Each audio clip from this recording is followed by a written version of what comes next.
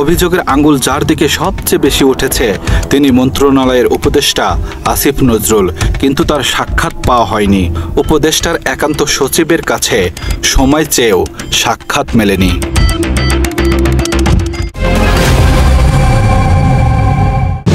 প্রিয় দর্শক, অনেক স্বপ্ন নিয়ে এদেশের মানুষ ক্ষমতায় বসিয়েছিল আসিফ নজরুলদেরকে, কিন্তু বিচারের ভার যাদের কাঁধে তুলে দেওয়া হয়েছিল তারাই আজ আসামির কাঠগড়ায়।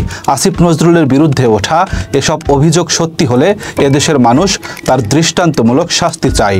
সেই সাথে 2016 সাল। আসসালামু আলাইকুম প্রিয় দর্শক, দেশ কিংবা দেশের বাইরে যে যেখান থেকে বসে ভিডিওটি দেখছেন সবাইকে অনেক অনেক ধন্যবাদ এবং ভালোবাসা জানাচ্ছি। প্রিয় দর্শক, আমরা সরাসরি চলে যাব ভিডিও স্ক্রিনে, সেখানে আজকের ভিডিওর মূল অংশ দেখে আসবো। ভিডিওটি অত্যন্ত গুরুত্বপূর্ণ হবে, অবশ্যই ধৈর্য সহকারে পুরো ভিডিওটি দেখবেন, তাহলে বিস্তারিত বুঝতে পারবেন।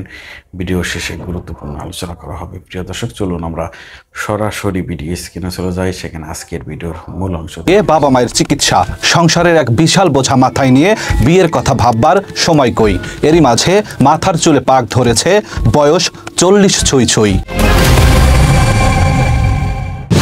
দর্শক, বলছিলাম একজন প্রবাসীর কথা। জীবনের সোনালী সময় থেকে গোধূলি পর্যন্ত যার প্রবাস নামক কারাগারে কাটে, নিজের পরিবার, স্ত্রী, সন্তানের পাশাপাশি এই রাষ্ট্র যার রক্ত আর ঘামের ওপর দাঁড়িয়ে আছে। প্রতিদিন সকালে ঘুম থেকে উঠে ওপরতলার মানুষের দুর্নীতি, লুটপাট আর টাকা পাচারের খবরে ভরা পত্রিকার পরের পাতার স্বস্তির খবরটাও সেই প্রবাসীদের অর্জন। রেমিটেন্স থেকে রিজার্ভ পুরোটাই প্রবাসীদের। তারপরও তাদের গলা কাটার মহাযজ্ঞ চলছে। ক্রাইম এডিশনের এই পর্বে মালয়েশিয়া প্রবাসীদেরকে কিভাবে নিঃশেষ করার বন্দোবস্ত চলছে তার ভয়াবহ চিত্র তুলে ধরা হবে। সাথে আছি আমি আব্দুল্লাহ শেখ। আমি সশ্রদ্ধ চিত্তে শপথ গ্রহণ করিতেছি যে উপদেষ্টা পদের কর্তব্য বিশ্বস্ততার সহিত পালন করিব। অনেক উপদেষ্টার তাদের নিজেদের আখের গুছিয়েছে অথবা মন অভ্যুত্থানের সাথে বিট্রে করেছে।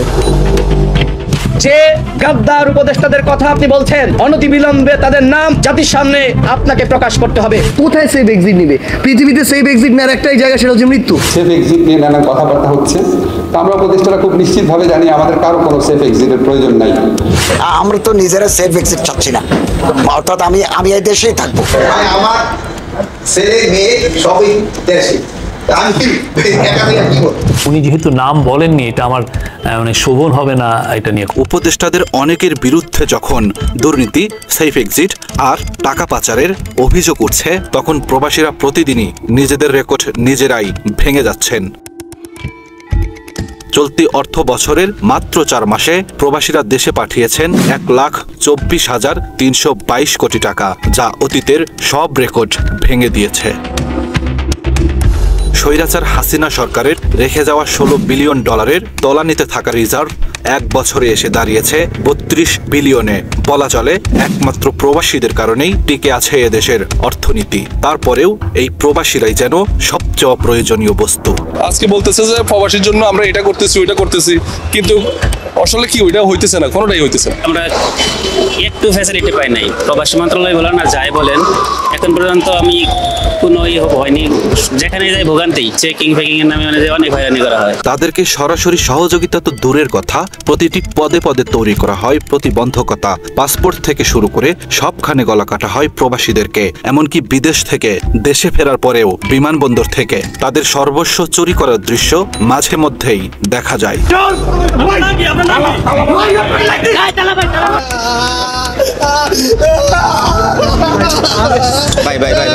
প্রায় মানুষে আপনার বিটপিস পাইতেছে না, কাইটা ফেলাইছে, আপনার কেউ স্বর্ণ লয়ে গেছে, কাইটা অনেক কিছু লয়ে গেছে। দেশের বাইরে থাকলে একটা কষ্ট কি, আত্মীয় স্বজন প্রিয়জন কেউ মারা গেলে এটা দেখতে পারে না। এখন আমরা মালয়েশিয়া যাইতেছি, মালয়েশিয়া গেলে আমরা যখন বাড়ি যাবার পরে বিমানে নামার পরে ইমিগ্রেশন ক্রস করার পরে আমাদের ব্যাগ আমাদের সামনে। বাংলাদেশে আমাকে লং টাইম জার্নি করতে হয়, লং টাইমের পরেই মনে করেন ব্যাগ পাওয়া যায় আর কি। পাসপোর্ট করা থেকে শুরু করে দেশে ফিরে আসা পর্যন্ত সবখানেই শুধু বঞ্চনা আর প্রতারণা যেন প্রবাসীদের নিয়তি। এভাবেই কেটেছে গেল 54 বছর। সরকার আসে, সরকার যায়, কিন্তু প্রবাসীদের চিন্তা কেউ করেনি। কষ্ট হইতেছে অনেক। সফলতা হইতে গেলে কষ্ট করতে হবে, সবার ফ্যামিলি ছাড়া তো যাচ্ছে অবশ্যই একটু কষ্ট তো হবেই, যাই হোক ফ্যামিলির জন্য তো যাইতে তো হবেই, ঠিক আছে আর কি ফ্যামিলি তো দেখতে হবে, তাই না? 5 আগস্ট স্বৈরাচারের পতনের পর প্রবাসীরা স্বপ্ন দেখেছিল ভাগ্য বদলের, কারণ প্রবাসীদের মন্ত্রণালয়টি এমন একজনকে দেয়া হয়েছিল যিনি আল্লাহর কাছে জীবনে একটিবার সুযোগ চেয়েছিলেন মানুষের জন্য কিছু করবার। হায় আল্লাহ, আমার খালি মনে হয় আমি যদি কোনোদিন কোনো মন্ত্রণালয় বা কোনো দেশ পরিচালনার দায়িত্ব পেতাম, আমি জীবন দিয়ে কাজ করতাম খালি মানুষের হৃদয় জয় করার জন্য। মানুষের হৃদয় জয় করা মানে আল্লাহর হৃদয় জয় করা। প্রিয় দর্শক, আসিফ নজরুল সেই সুযোগ পেয়েছেন, কিন্তু সুযোগ পাবার পর যা করেছেন চলুন তার কিছুটা দেখে আসা যাক।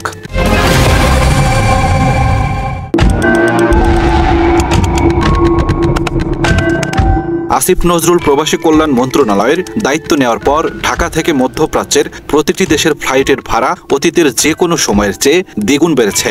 নতুন করে খোলেনি কোনো শ্রম বাজার, তার উপর একের পর এক বিভিন্ন দেশে শ্রমিক রপ্তানি কমতে শুরু করেছে। অনেকেই মনে করে থাকেন বাংলাদেশের শ্রমিক রপ্তানি হুমকির মুখে ফেলে পার্শ্ববর্তী দেশ ভারতকে সুযোগ করে দিতেই কৌশলে বাংলাদেশের শ্রমবাজার ধ্বংস করে দেওয়া হচ্ছে। সেই ষড়যন্ত্রের প্রথম ধাপ শুরু হয়েছে মালয়েশিয়া থেকে। আমার পাশের নেইবার কান্ট্রিগুলি, আপনি ইন্ডিয়া দেখেন, নেপাল দেখেন। নেপাল, ইন্ডিয়াতে কোনো বহিরঙ্গন ক্লিয়ারেন্সে নেই, আজকে নেপালে সে 7 দিনে লোক পাঠিয়ে দিচ্ছে।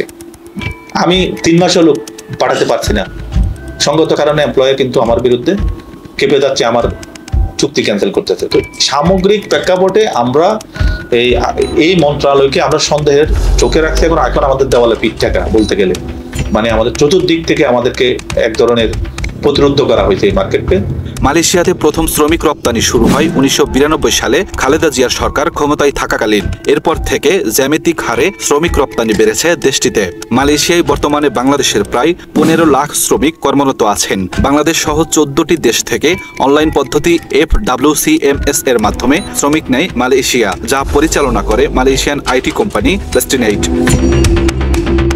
বেস্টিনাইটের মালিক বাংলাদেশি বংশোদ্ভূত মালয়েশিয়ান নাগরিক নূর আমিন ওরফে দাতশ্রী আমিন। এই অনলাইন পদ্ধতির মাধ্যমেই সিন্ডিকেট গড়ে তোলে দাতশ্রী আমিন। তার সহযোগী হিসেবে কাজ করেছে বাইরের সাবেক মহাসচিব ও ক্যাথারসিস ইন্টারন্যাশনালের মালিক রুহুল আমিন স্বপন। বাকি যে 14টা কান্ট্রি আছে মালয়েশিয়ার শ্রমিক নিয়ে, কোনো কান্ট্রিতে তারা সিন্ডিকেট করতে পারে নাই। শুধুমাত্র বাংলাদেশে যেহেতু দাতু আমিন বাংলাদেশি এবং তার পার্টনার রুহুল আমিন স্বপন বাংলাদেশি, তারাই বাংলাদেশের সাবেক এই সরকারকে বিভিন্নভাবে ম্যানেজ করে তারা এই সিন্ডিকেটগুলো করেছিল। নূর আমিন আর স্বপনের হাতে গড়ে তোলা ওই সিন্ডিকেট প্রথমে ব্যক্তিগতভাবে অপকর্ম শুরু করলেও পরবর্তীতে রাষ্ট্রীয়ভাবে অনুমোদন দেয় খোদ শেখ হাসিনা সরকার, যার মূল নেতৃত্বে ছিলেন শেখ রেহানা। সেই সিন্ডিকেট অনুযায়ী মোট 10টি এজেন্সিকে দায়িত্ব দেওয়া হয় মালয়েশিয়া যেতে ইচ্ছুক শ্রমিকদের পকেট কাটার। তারপর থেকেই দৃশ্যপটে আসেন ফ্যাসিস্ট শেখ রেহানার ঘনিষ্ঠজন হিসেবে পরিচিত আহমা মুস্তফা কামাল, নিজাম হাজারি, বেনজির আহমেদ এবং ওয়েস্টিনের মালিক নূর আলী। এই সিন্ডিকেটের আওতায় 10টি প্রতিষ্ঠান ছিল: unique eastern private limited, catharsis international, প্রান্তিক ট্রাভেলস এবং ট্যুরিজম লিমিটেড, রাব্বি ইন্টারন্যাশনাল, আল ইসলাম ওভারসিজ, আমিন ট্যুরস এবং travels, career overseas limited, ISFD human resources development limited, bases associates এবং সানজারি ইন্টারন্যাশনাল। এই সিন্ডিকেটের মাধ্যমে আমরা যেটা দেখেছি, সিন্ডিকেটটা একটা বিশেষ ব্যক্তি এবং গোষ্ঠী তৈরি করেছে। সর্বশেষ যে সিন্ডিকেট তৈরি হয়েছিল সেখানে এই সাবেক ফেসিবাদী সরকারের মন্ত্রী, MP, বিভিন্ন পর্যায়ের নেতারা এটাতে সম্পৃক্ত ছিল।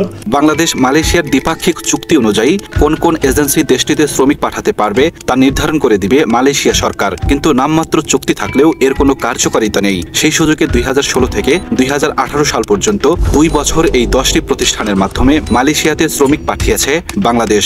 লাইসেন্স থাকা সত্ত্বেও এর বাইরে কোনো প্রতিষ্ঠান মালয়েশিয়াতে শ্রমিক পাঠাতে পারেনি। এরপর মালয়েশিয়া সরকারের আপত্তির মুখে প্রথমে 25টি, এরপর 101টি এজেন্সিকে অনুমতি দেওয়া হয়। নামে 101টি এজেন্সিকে কাজ দেওয়া হলেও মূলত ওই 10 জনের সিন্ডিকেট নিয়ন্ত্রণ করত পুরো মালয়েশিয়ান শ্রমবাজার। সাবেক প্রধানমন্ত্রীর স্বাক্ষরে এই 10 জনের এই সিন্ডিকেটটা হয়েছিল। এরপরে আপনার এটা নিয়ে অনেক আন্দোলন সংগ্রাম হয়েছিল, কিন্তু আনফর্চুনেটলি একই গভর্নমেন্টের আমলেই আবার 20-22-এ আবার প্রথমে 25 জনের মাধ্যমে সিন্ডিকেট তৈরি হয়েছিল, পরে এটা আবার 50 জন এবং একটা পর্যায়ে 101 জনে রূপান্তরিত হয়। 2021 সালে মালয়েশিয়ার সাথে বাংলাদেশ সরকারের সমঝোতা স্মারক সম্পন্ন হবার পর নিয়ম অনুযায়ী দেশটিতে শ্রমিক পাঠাতে এক একজনের খরচ হবার কথা 79,000 টাকা, কিন্তু প্রতিজন শ্রমিক বাবদ রিক্রুটিং এজেন্সিকে দিতে হতো 1,52,000 টাকা। শেয়ালের মুরগি ভাগাভাগির এই নিয়মেই বাংলাদেশ থেকে মোট 4,76,000 শ্রমিক মালয়েশিয়াতে গিয়েছেন, যাদের কাছ থেকে ওই সিন্ডিকেট 24,000 কোটি টাকা হাতিয়ে নিয়েছেন, যে কারণে মালয়েশিয়া যেতে এক একজন শ্রমিককে গুনতে হয়েছে 5 থেকে 6 লাখ টাকা। এই প্রত্যেক কর্মী থেকে তারা কিন্তু 1,52,000 টাকা করে অতিরিক্ত চাঁদা নিয়েছে। মানে সকল খরচ বাদ দিয়ে, ভিসা খরচ, টিকিট খরচ, আদার সকল খরচ বাদ দিয়ে তারা এটা এক ধরনের বাধ্যতামূলকভাবে একটা চাঁদা তাদেরকে দিয়ে যেতে হয়েছে। ব্যবসায়ীদের স্বার্থ রক্ষার্থে রিক্রুটিং এজেন্সি নিয়ে গঠিত হয় বাইরা সংগঠন, অথচ এই বাইরা থেকেই ওই সময়ে জন্ম নিয়েছে মানব পাচারকারী সিন্ডিকেট। মালয়েশিয়ায় শ্রমিক নিয়োগ সিন্ডিকেটের অন্যতম মূল হোতা রুহুল আমিন স্বপন বাইরার মহাসচিব থাকাকালীন এই সিন্ডিকেট তৈরি করেন তিনি। বাইরার সর্বশেষ সভাপতি মোহাম্মদ আবুল বাশার এই সিন্ডিকেটের অন্যতম সদস্য। এছাড়া পতিত আওয়ামী লীগের প্রেসিডিয়াম কমিটির সদস্য ছিলেন তিনি। কার্যত বাইরার এসব অসাধু নেতাদের হাত ধরেই শুরু হয়েছে মানুষ ঠকানোর সিন্ডিকেট। সিন্ডিকেট অনিয়ম আর দুর্নীতির খেসারত দিতে হয়েছে প্রবাসী শ্রমিকদের। অর্থ খরচ করে বিদেশে যাওয়ার বিনিময়ে ভোগ করেছে জেল, পাননি উপযুক্ত কাজের সুযোগ। এখানে আসার পরে ওরা আমাদের সাথে কথা ছিল যে সুপার মার্কেটে কাজ দিবে, পরে আসার পরে দেখি যে এখানে ওই কোম্পানি কোনো কিছুই নাই। পরে কিছু 4 মাস 3 মাস অনেকে পয়সা টাকার পরে একটা কোম্পানিতে কাজ দিছে, দেওয়ার পরে এই দেশের পুলিশ কোম্পানি থেকে আমাদের ধরে নিয়ে আসে আমাদের 17 মাস একটা ক্যাম্পে আটকায় রাখে। গোলামওয়ালার কোনো কিছু ব্যবস্থা আমার করে নাই, তবে আমি গোলামওয়ালারে 4.5 লাখ টাকা দিছি। এই ঋণ গুলা মনে করেন পাহাড় সমান হয়েছে, মনে করেন এটা বিচার চাই। ঢাকা গোলামওয়ালা জিএমজি অফিস থেকে আসার পরে আমি 4 মাস বসে আছিলাম। গোলামওয়ালা আমাকে কোম্পানির কথা বলে পাঠাইছে, কিন্তু এই জায়গায় আমরা কোনো কোম্পানি পাইনি। জিএমজি অফিস নামে এক কোম্পানি আমাদের পাঠাইছে। আমাদের আসলে বিষয় হলো ক্লিনার ভিসা। তো ক্লিনার ভিসা আমরা আসার পরে 4 মাস বসাছিলাম। বসা থাকার পরে আমাদের কিন্তু এই 4 মাসের কিন্তু বেতন দেয় নাই। মালয়েশিয়া আসছি আমি, প্রফেশন একটা কোম্পানির নামে আমাকে এখানে পাঠানো হয়েছে। আমাদেরকে যে বিষয় আনছে সেই বিষয়ে কাজ দিতে পারে না ক্লিনারের। আমার ইমিগ্রেশন ধরে আমার বন্দি করলে জেলখানায় আমরা 38টা লোক। টোটালি ওরা আমাদের সাথে প্রতারণা করছে। এই দেশে কাছে যে পাঠাইছি এর নাম হচ্ছে প্রফেশনটা, এটা কোম্পানি খুব খারাপ। মালয়েশিয়াতে আমরা অনেক কষ্ট করছি। এর আগে 2018 সালে দুর্নীতি আর অনিয়মের অভিযোগ তুলে বাংলাদেশি শ্রমিক নেয়া বন্ধ রাখে মালয়েশিয়া। মাঝে সেই নিষেধাজ্ঞা তুলে নিলেও নানা অনিয়মের কারণে 2024 সালের জুন থেকে আবারও বাংলাদেশের শ্রমিক নেয়া বন্ধ রেখেছে মালয়েশিয়া। আপনি আমাকে মালয়েশিয়ায় কাজ করতে দিচ্ছেন না, আপনি আমাকে ইরাকে কাজ করতে দিচ্ছেন না, আপনি আমাকে লিবিয়া, সিঙ্গাপুর, কোনো দেশে আমি কাজ করতে পারতেছি না। সৌদি আরব আমার এজেন্সি কাজ করতে পারতেছে না। নির্দিষ্ট এজেন্সি সৌদি আরবের তালিকাভুক্ত, তারাই কাজ করতে পারে। তাহলে বাকিরা কাজ করতে হতে চতুর্দিক থেকে বাজারটাকে মানে রুদ্ধ করা হয়েছে। প্রিয় দর্শক, এতক্ষণ যা দেখলেন তার সবই স্বৈরাচারী সরকারের আমলের আমলনামা। এবার চলুন বর্তমান সরকারের প্রবাসী কল্যাণ মন্ত্রী আসিফ নজরুলের আমলনামা দেখা যাক।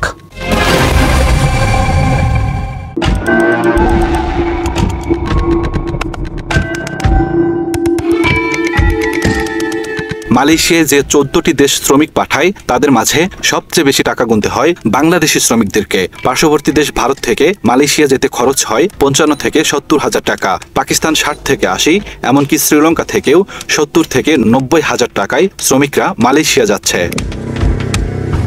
5 আগস্ট স্বৈরাচারের পতনের পর বাংলাদেশি শ্রমিক এবং সাধারণ রিক্রুটিং এজেন্সিগুলো স্বপ্ন দেখেছিল সিন্ডিকেট মুক্ত ব্যবস্থার, কিন্তু হয়েছে তার উল্টোটা।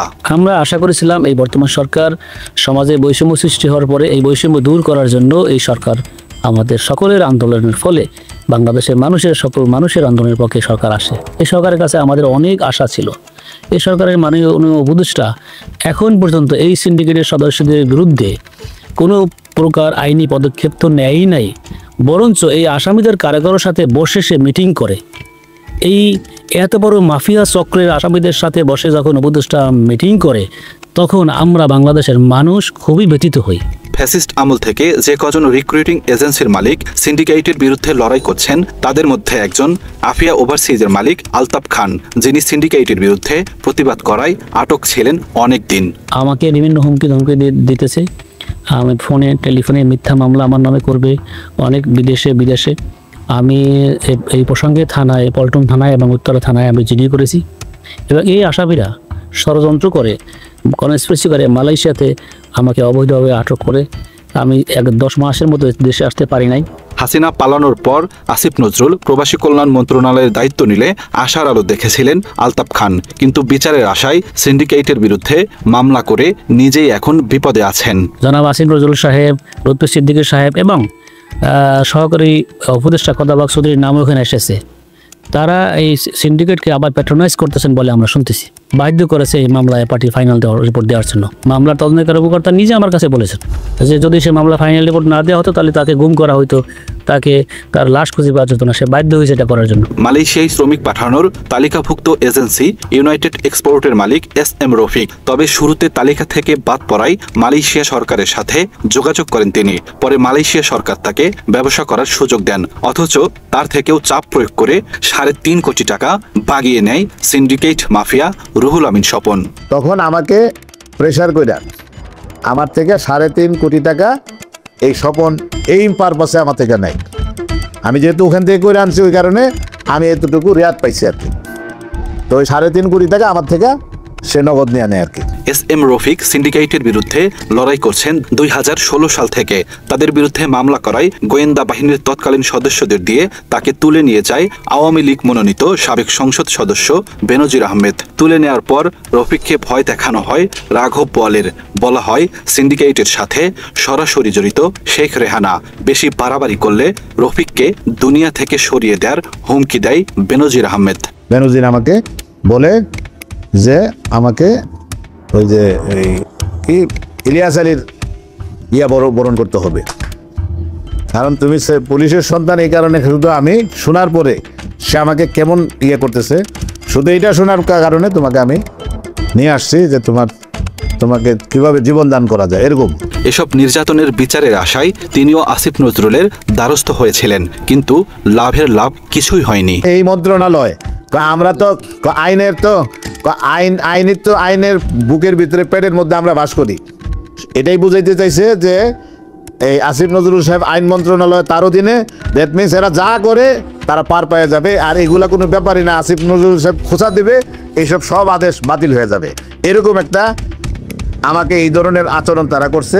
সিন্ডিকেটের বিরুদ্ধে মামলা করার অপরাধে ইউনাইটেড এক্সপোর্টের লাইসেন্স স্থগিত করেছে আসিফ নজরুলের প্রবাসী কল্যাণ ও বৈদেশিক কর্মসংস্থান মন্ত্রণালয়। লাইসেন্স সচল করতে আদালতের দ্বারস্থ হন এজেন্সির মালিক রফিক। 3 দিনের মধ্যে তার লাইসেন্স সচল করতে প্রবাসী কল্যাণ মন্ত্রণালয়কে আদেশ দেন আদালত। তবে আদালতের আদেশের কপি ছুঁড়ে ফেলে দেওয়ার অভিযোগ করেছেন রফিক।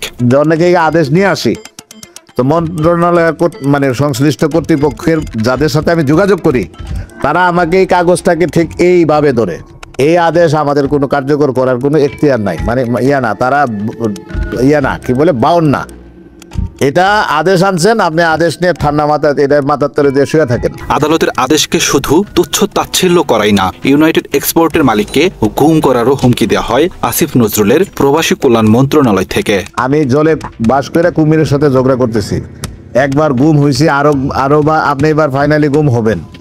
এটা কিন্তু এই আমলে বলতেছে এই অফিসাররা। আপনারা চিন্তাছেন না যে কাদের বিরুদ্ধে লাগছেন। উপায় না পেয়ে পল্টন থানায় জিডি করতে যান SM রফিক। তার থেকে বিবরণী শুনে ভয়ে মামলা নেয়নি পল্টন থানা। ভারপ্রাপ্ত কর্মকর্তা রফিককে জানান সচিবদের বিরুদ্ধে মামলা নিলে তাকে বদলি করে দেওয়া হবে। জিডি করলে অফিসার আমার থেকে জিডি গ্রহণ করে রোজার মাস যে ইফতার করে আসেন, আমি ইফতার করে আসলে তখন অফিসার আমাকে বলে যে আমরা এই জিডিটা নিতে পারবো না, কারণ সচিবের নাম দেখা যায়। যদি আমরা এই জিডিটা নেই তো এই সচিব স্বরাষ্ট্র সচিবকে বলবে, স্বরাষ্ট্র সচিব যখন আমাকে বলবে, আমাকে টেকনাফ পাঠাবে। থানায় জিডি না নেয় আদালতে যান SM রফিক। এ সময় প্রবাসী কল্যাণ ও বৈদেশিক কর্মসংস্থান মন্ত্রণালয়ের একাধিক কর্মকর্তার বিরুদ্ধে আদালত অবমাননার মামলা করেন তিনি। আদালত অবমাননা করায় মন্ত্রণালয়কে কারণ দর্শানোর নোটিশ দেওয়া হয়। রফিক ক্রাইম এডিশনকে বলেন, অধ্যত্তপূর্ণভাবে আদালতের কারণ দর্শানোর নোটিশকে টিস্যু পেপারের সাথে তুলনা করে প্রবাসী কল্যাণ মন্ত্রণালয়। এটা সর্বোচ্চ অ্যাপিলেট ডিভিশনের সিদ্ধান্ত আছে, এটাকে আদালতের রায় হিসাবে বা হুবহু রায় হিসাবে তাদের এটা গণ্য করতে হবে। তো সেটাও তারা বলে যে এটা টিস্যু পেপার। প্রিয় দর্শক, একদিকে হাসিনার আমলে গঠন করা সিন্ডিকেটের বিরুদ্ধে যেই বিচার চাইতে গিয়েছে তাকেই শায়েস্তা করা হয়েছে, অন্যদিকে হাসিনার সিন্ডিকেট সদস্যদেরকে বাঁচানোর সব ব্যবস্থা করেছে বর্তমান সরকার। পায়রার নির্বাচিত পুরনো কমিটির মেয়াদ শেষ হয়ে গেলেও অভিযোগ আছে এখনও অদৃশ্যভাবে কার্যক্রম পরিচালনা করছে আগের কমিটি। আর এই কার্যক্রমের অন্যতম হোতা আওয়ামী লীগের জনশক্তি বিষয়ক বিশেষজ্ঞ ও পায়রার সাবেক মহাসচিব আলী হায়দার চৌধুরী আগের বিভিন্ন বিষয়ে প্রধান উপদেষ্টা বরাবর আবেদন করলেও সিন্ডিকেটের বিরুদ্ধে কোনো পদক্ষেপ নেননি তিনি। এই মার্কেটের উপরে এখন এত ওভারলোড হয়ে গেছে, মার্কেট এখন স্যাচুরেটেড হয়ে গেছে। আমরা সরকার কাছে অনুরোধ জানিয়েছি যে মালয়েশিয়া মার্কেট আছে, ইউএই মার্কেট আছে, যেসব বাজারগুলো সংকুচিত হয়ে আছে সেসব বাজারগুলো যাতে আরো একটু ওয়াইড স্কেলে এটাকে সম্প্রসারণ করার জন্য সরকার যাতে পদক্ষেপ নেয়। রাজধানীর পল্টন থানায় দায়ের করা একটি মামলায় অর্থ ও মানব পাচারের জন্য অভিযুক্ত করা হয় দাতশ্রী আমিন ও রুহুল আমিনকে। তবে ওই মামলায় সিআইডি রহস্যজনকভাবে অভিযুক্তদের পক্ষে চূড়ান্ত প্রতিবেদন জমা দিয়েছে। যদিও বাদীপক্ষ আদালতে নারাজি দেওয়ার পর মামলাটি পুনরায় অধিক তদন্তের নির্দেশ দেওয়া হয়েছে ডিবিকে। মামলাটা যখন এফআইআর হয়েছিল তদন্ত পর্যায়ে তারা এটা ফাইনাল রিপোর্ট করছে। পরবর্তীতে আমরা নারাজি দিয়েছি, নারাজি অ্যাকসেপ্ট হয়েছে। আবার নতুন করে শাস্তি দেওয়ার জন্য তদন্ত সাপেক্ষে প্রতিবেদনটা আর্কিটের জন্য দিয়েছে। সকল প্রমাণ থাকার পরেও সরকারের প্রভাবশালী উপদেষ্টার চাপে মামলাটি ধামাচাপার পায়তারা হয়েছে বলে অভিযোগ উঠেছে। অজ্ঞাত কারণে এই কাগজপত্রগুলো মালয়েশিয়াতে পাঠানো হয় নাই এবং মামলাটি সিআইডিতে স্থানান্তর করে একরকম বলতে গেলে ডিপ ফ্রিজে রাখা হয়।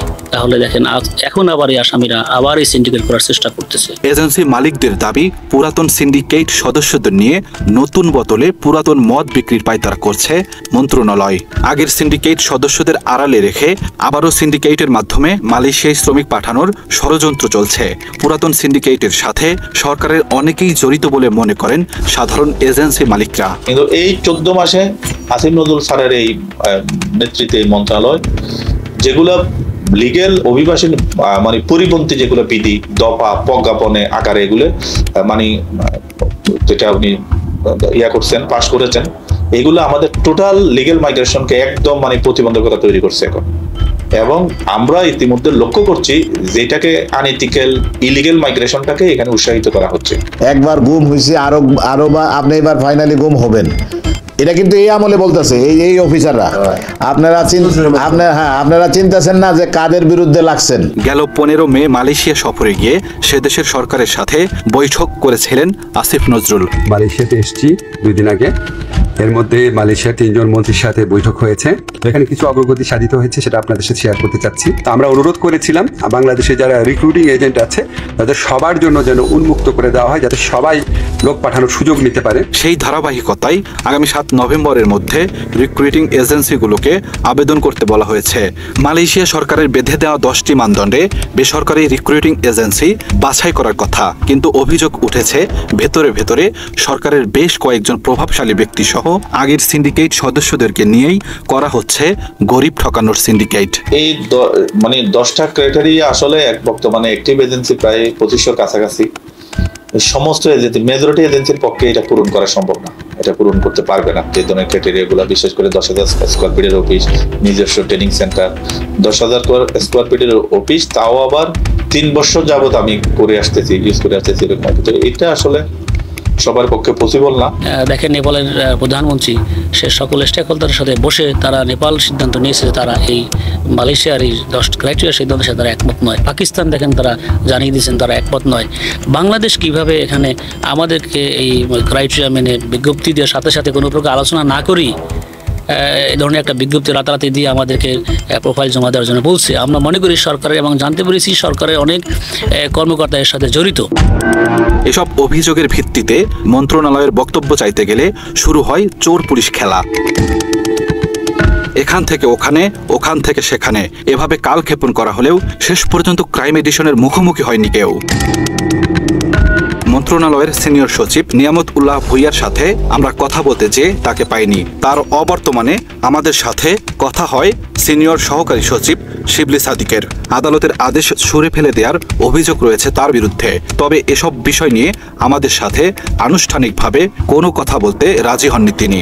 এমনকি অ্যাপয়েন্টমেন্ট দিয়েও আমাদের সাথে কথা বলেননি সিনিয়র সচিব নিয়ামতুল্লাহ। একটু কথা বলতে চাচ্ছি আপনার সঙ্গে মালয়েশিয়ার যে পাঠানোর যে বিষয়গুলো নিয়ে এই ইস্যুসটা নিয়ে কথা বলতে যাচ্ছি। আমার তো মানে এই পার্সেন্ট টোটাল পয়েন্ট কথাগুলো তো শুধু শেষে যে ইস্যুসগুলো ছিল সেটা হচ্ছে আপনার সাইন করা ছিল ওই বিষয়ে সবই ঠিক আছে, কিন্তু সবই তো ছাত্রের সিদ্ধান্ত, তো এই বিষয়টা কথা বলবেন। বেশ কিছুক্ষণ চেষ্টা করার পর সহকারী সচিব জানান গণমাধ্যমে মন্ত্রণালয়ের পক্ষে কথা বলার অনুমতি আছে নিয়ামতুল্লাহর। নিয়ামতুল্লাহ স্যার আসছেন? না না স্যার জানেন, অলরেডি যে পাস কারণে মানুষেরই তো আসার পর থেকেই কাজ করতেছে। তার তো সাক্ষাৎকার দেয় না, সাক্ষাৎকার দেবে সবসময় জনপ্রতিনিধি উপদেষ্টা, আপনারা সরকারি কর্মচারীর সাক্ষাৎকার সব পার্সন অলওয়েজ উপদেষ্টা তো বাইরে। অভিযোগের আঙ্গুল যার দিকে সবচেয়ে বেশি উঠেছে তিনি মন্ত্রণালয়ের উপদেষ্টা আসিফ নজরুল, কিন্তু তার সাক্ষাৎ পাওয়া হয়নি। উপদেষ্টার একান্ত সচিবের কাছে সময় চেয়েও সাক্ষাৎ মেলেনি।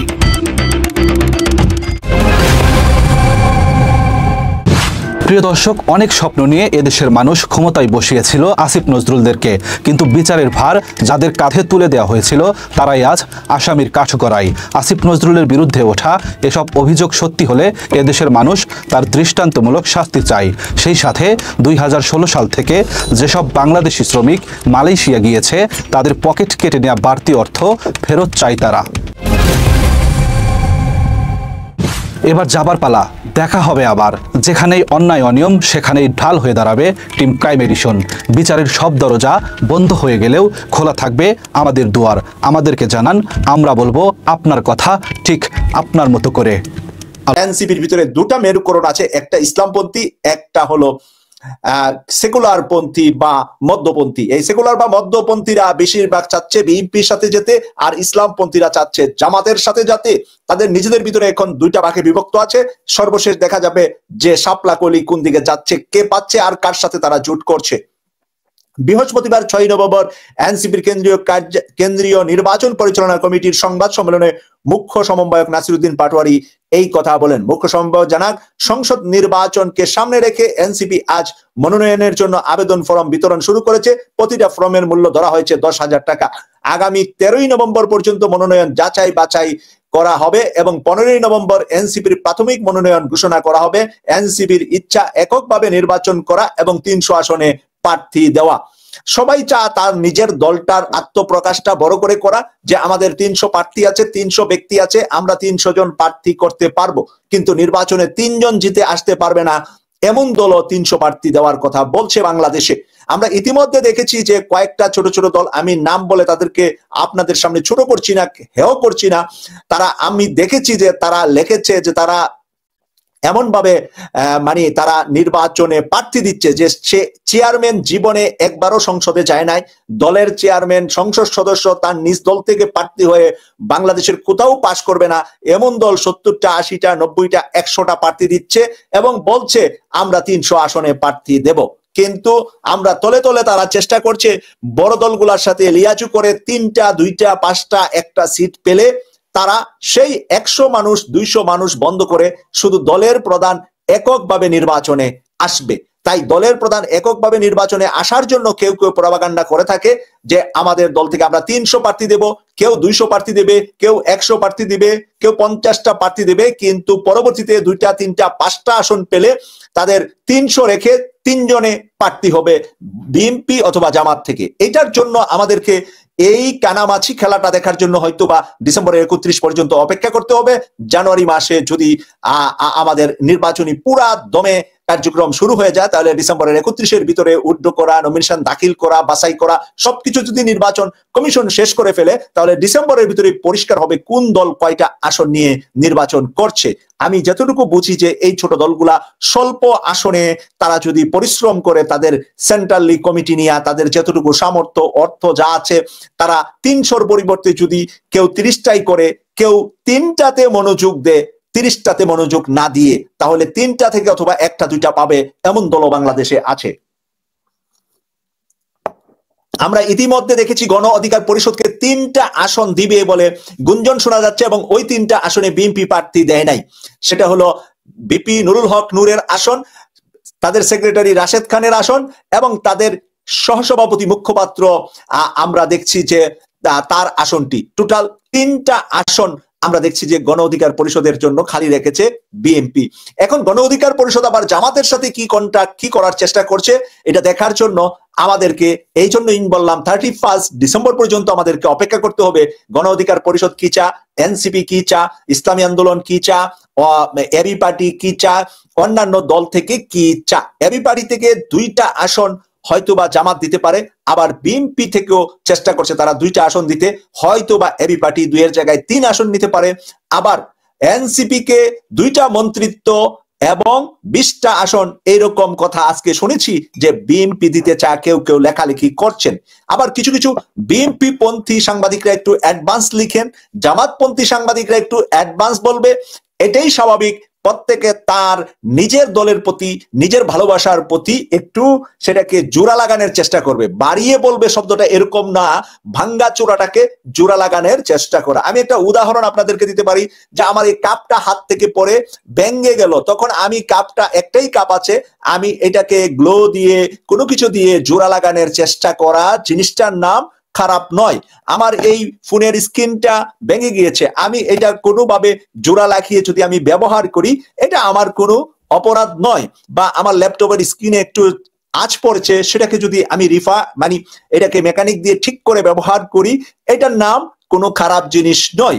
আমরা যারা যেই দলকে পছন্দ করি, ভালোবাসি, সেই দলটার পক্ষে আমরা একটু জোড়া লাগানোর চেষ্টা করি। প্রত্যেকেরই আছে। আওয়ামী লীগের পক্ষে যারা কাজ করেছে, এখন দিল্লি, ভারত বসে বসে আওয়ামী লীগের পক্ষে গুণগান গাচ্ছে। বিএনপির পক্ষে যারা কথা বলছে তারা বিএনপির পক্ষে কথা বলছে, জামাতের পক্ষে যারা কথা বলে তারা জামাতের পক্ষে কথা বলছে। কিন্তু ডেস্টিনেশন আমাদের একটা হবে, সেটা হলো ভারত বিরোধীরাই বাংলাদেশ চালাবে। 54 বছরের বাংলাদেশে ভারত আমাদেরকে যে গোলাম বানানোর চেষ্টা করেছে, ওই গোলামির জিনজির থেকে আমরা মুক্ত হয়েছি 5ই অগাস্ট 2024। আর কখনো ওই গোলামিতে কেউ আমাদেরকে ফিরিয়ে নিতে পারবে না। যারা ভারতের সুরে, ভারতের কণ্ঠে কথা বলবে, তাদেরকে জনগণ প্রত্যাখ্যান করবে। মুখ্য সমন্বয়ক জানান, সংসদ নির্বাচনকে সামনে রেখে এনসিপি আজ মনোনয়নের জন্য আবেদন ফর্ম বিতরণ শুরু করেছে। এরপরে যা লিখেছে, নাসির উদ্দিন বলেন, বর্তমান পরিস্থিতিতে দেশ একটি সংকটকালীন মুহূর্ত রয়েছে। সেই জায়গায় বিএনপি ও জামাত যদি সংস্কার প্রক্রিয়াগুলোকে নিয়ে এক জায়গায় আসে এবং তারা যদি সংস্কারের ভবিষ্যৎ বাস্তবায়ন করবে বলে প্রতিশ্রুতি দেয়, তাহলে বিএনপি অথবা জামাত যে কারো সঙ্গে আমাদের জোট হতে পারে। খুবই পরিষ্কার ক্লিয়ার কথা বলেছে এনসিপি নেতা। আপনারা যারা এই মুহূর্তে সরাসরি লাইভে আছেন, আপনাদেরকে 2টা অপশন দিচ্ছি। একটা হলো এনসিপি জামাতের সাথে যাবে, তাহলে আপনারা লিখবেন জামাত, জাস্ট জামাত। আর এনসিপি বিএনপির সাথে যাবে, আপনারা লিখবেন বিএনপি। বিএনপি ইংরেজি বাংলা, জামাত ইংরেজি বাংলা। আপনাদেরকে একটা করে কমেন্টস লেখার অনুরোধ করছি যারা সরাসরি লাইভে আছেন। এনসিপি কোন দিকে যাবে বলে আপনারা ভাবছেন, আপনাদের এই ভাবনা থেকে একটা ভোটিং হবে। এর থেকে আমাদের ধারণাটা, আমরা প্রথমেই একজনে জামাতে লিখেছেন, দ্বিতীয় জন জামাত, তৃতীয় জন জামাত, 3 জনই লিখেছেন জামাত। এনসিপি জামাতের সাথে যাবে, 4 নাম্বার জামাত। আপনাদের মন্তব্যটা আপনারা লিখবেন। আমি নিউজটা শেষ করছি। ইতিমধ্যে আমাদের অতিথি যুক্ত হবে। এই পর্যন্ত 4, 5, 6, 7, 8, 9, 10, 11, 12 সব দেখছি জামাত লিখছেন। বিএনপি এবার লিখছেন একজনে, বিএনপি একজন, 2 জন বিএনপি। হ্যাঁ, আপনারা যে দলকে পছন্দ করেন এবং যার সাথে যাওয়া উচিত বলে মনে করেন, আপনার রিয়েল ভাবনাটাই আত্মপ্রকাশ করবেন, লুকানোর দরকার নাই। আপনি যেটাকে বিশ্বাস করেন, যেখানে ভরসা পান, সেখানেই যাবেন। 2 দিল বান্দা কালেমা চোর, না পাই শ্মশান না পাই গুড়, 2 দিলের হবেন না, কখনো না। আপনার যত ক্ষতি হোক আর লাভ হোক, দুইমুখী হবেন না, তাহলে জীবনে কখনো জয় পাবেন না। জীবনে জয় পেতে হলে, বিজয়ী হতে হলে, যারা পৃথিবীতে কোনো ধরনের ভালো কাজ করেছে তারা সব সময় একই স্ট্যান্ডে থাকে, কখনো স্ট্যান্ড চেঞ্জ করে না। কতক্ষণ আওয়ামী লীগ, কতক্ষণ বিএনপি, কতক্ষণ জামাত, কতক্ষণ জাতীয় পার্টি, তা দিয়ে আপনার লাইফে কিছু হবে না। আপনি যাকে ভালোবাসেন তার কথাই দিব্যি উদার মনে সাহসিকতার সাথে বলবেন। আমি নিউজটার সর্বশেষ জায়গায় আসছি। আমাদের এই বিচার ও সংস্কার প্রাথমিক শর্ত যদি পূরণ না হয় তাহলে আমরা কারোর সঙ্গে জুটে যাব না। ভেরি গুড, এক্সিলেন্ট কথা। তাদের যদি সংস্কারের বিষয়ে যদি কারোর সাথে প্রতিশ্রুতি না মিলে তাহলে একলা চলরে, এটাই স্বাভাবিক। একলা চলরে এই নীতিতে তারা যাবে, তারা নিজেরা প্রার্থী হবে, 300 দোক 30 জন দোক, তারা ভালো করে তারা তখন বলতে পারবে জনগণকে যে আমরা চেয়েছিলাম বিএনপি বা জামাতের সাথে জোট করে সরকার গঠন করতে, কিন্তু দেশের জনগণের পক্ষে বিএনপিও নাই, জামাতও নাই, আমরা একলা চলরে সেই পথে এগোচ্ছি। 66টি দেশ থেকে পর্যবেক্ষণ সংস্থাকে নিবন্ধন দিল ইসি। 66 দেশ থেকে আমাদের দেশে পর্যবেক্ষণ আসবে নির্বাচনের জন্য। এবার আমি দেখছি এনসিপি নেতা আমির খসরু মাহমুদ চৌধুরী বলেছেন গণভোট সংবিধান পরিপন্থী। আবারও সংবিধান আমাদের সামনে চলে আসছে। এই আমির খসরু মাহমুদ চৌধুরীর এই বক্তব্য, সংবিধান পরিপন্থী বক্তব্যটা আমরা মনে করি যে এটা কন্টিনিউ প্রসেস। এটা বিএনপির সকল ভাই বোনেরাই এটাই বলছেন এবং এটাই আমরা শুনছি সব সময়।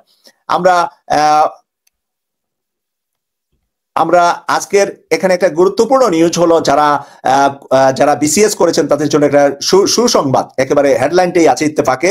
44তম বিসিএস এ 1681 প্রার্থীকে নিয়োগের সুপারিশ করেছে পিএসসি। 1681 জন নতুন করে বিসিএস ক্যাডার হিসাবে আমাদের দেশে যুক্ত হবে। এটা আমাদের জন্য সুসংবাদ, ভালো সংবাদ। আমি মনে করি এরকম ভাবে আমাদের জায়গাগুলা, খালি জায়গাগুলা পূরণ করা দরকার। আমাদের তরুণ সমাজকে দিয়ে, আমাদের তরুণরা যারা কর্মঠ আছেন তাদেরকে চাকরি বাকরি না দিয়ে, বাহিরে অন্ধকারে না ঠেলে দিয়ে তাদেরকে কর্মজীবনে ফেরত আনার জন্য চেষ্টা করা অবশ্যই দরকার, সরকারের উচিত। আমি আরেকটি সংবাদ আপনাদের সামনে তুলে ধরছি। নির্বাচন বানচালের ষড়যন্ত্র হলে পরিণাম ভালো হবে না, মির্জা ফখরুল ইসলাম আলমগীর। নির্বাচন বানচালের ষড়যন্ত্র হলে পরিণাম ভালো হবে না, মির্জা ফখরুল। আবার জামাতও কালকে আমি দেখেছি বলেছে যে নির্বাচন ফেব্রুয়ারির ভিতরেই হতে হবে, আর এরই ভিতরে সংস্কারের জন্য হানা ভোট দিতে হবে। এটা নভেম্বরের শেষে দোক আর ডিসেম্বরের প্রথমে দোক, হানা ভোট হতে হবে, কিন্তু নির্বাচনও ফেব্রুয়ারিতে হতে হবে। এটা জামাতেরও দাবি। আমি একটু আপনাদের সামনে তুলে ধরছি মির্জা ফখরুল ইসলাম আলমগীরের নিউজটা। অন্তর্বর্তী সরকারের উদ্দেশ্যে বিএনপি মহাসচিব মির্জা ফখরুল ইসলাম আলমগীর বলেছেন, বিএনপি রাজপথে বেশে আসা কোনো রাজনৈতিক দল নয়। এদেশের মানুষের আস্থা অর্জনের মাধ্যমে আমরা মা মাটি ও মানুষের কল্যাণে রাজনীতি করি। ফলে আমাদের ফেলনা মনে করলে ভুল করবেন। ভালো নির্বাচন দিন। নির্বাচন বানচালের কোনো ষড়যন্ত্র হলে তার পরিণাম ভালো হবে না। দেশবাসীকে সঙ্গে নিয়ে নির্বাচন বানচালের সব ষড়যন্ত্রের দাঁত ভাঙ্গা জবাব দিবে বিএনপি। বৃহস্পতিবার বিকালে যশোরের টাউন হল ময়দানে বিএনপি স্থায়ী কমিটির সাবেক সদস্য ও সাবেক মন্ত্রী তরিকুল ইসলামের 7ম মৃত্যুবার্ষিকীর স্মরণ সভায় প্রধান অতিথির বক্তব্য তিনি এসব কথা বলেন। সবাই সভাপতিত্ব করেন জেলা বিএনপির সভাপতি অ্যাডভোকেট সৈয়দ সাবিরুল হক সাবু। মির্জা ফখরুল ইসলাম বলেন, নির্বাচনের আগে কোনো গণভোট নয়, এটা হলে দেশ একটি অস্থিতিশীল পরিস্থিতি সৃষ্টি হতে পারে। নির্বাচনের দিনই হতে হবে গণভোট। ডক্টর ইউনূসের নেতৃত্বাধীন সরকারকে অবিলম্বে গণতন্ত্রের দিকে ফিরে যাওয়ার পথ পরিষ্কার করার আহ্বান জানাচ্ছি। এখন গণভোট একই দিনে হতে হবে, এটা হলো বিএনপির ডিক্লার। জামাত আর ইসলামী আন্দোলনের ডিক্লার হলো 10 তারিখের ভিতরে, যদি সংস্কারের ডিক্লার সরকার না দেয় 11 তারিখ ঢাকায় করবে সমাবেশ। 11 তারিখ ঢাকার সমাবেশের পক্ষে আপনারা কারা কারা? যে যদি সংস্কার না হয় 11 তারিখ জামাত এবং ইসলামী আন্দোলন সমাবেশ করুক, এই জিনিসটা আপনারা কারা কারা চান? যদি একটু কষ্ট করে হা লেখেন, আর যদি যারা চান না, না লেখেন। হা বা না। 11 তারিখ বাংলাদেশ জামাত ইসলামী সহ 8টি দল আজকে সকালেই ঘোষণা দিয়েছে, তারা স্মারকলিপি দিয়েছে প্রধান উপদেষ্টাকে। তারপরে তারা কিন্তু ঘোষণা দিয়েছে যে যদি 10ই নভেম্বরের ভিতরে দাবি মানা না হয় 11ই নভেম্বর ঢাকায় সমাবেশ করবে। হা আসছে বেশি, না আসছে কম। হাটাই আমি বেশি দেখছি, হাঁটার সংখ্যাটা বেশি। আমি একটু লিঙ্কটা দিচ্ছি আপনাদেরকে, যারা কথা বলতে চান তারা, তাদের জন্য লাইভ লিঙ্কটা দিচ্ছি।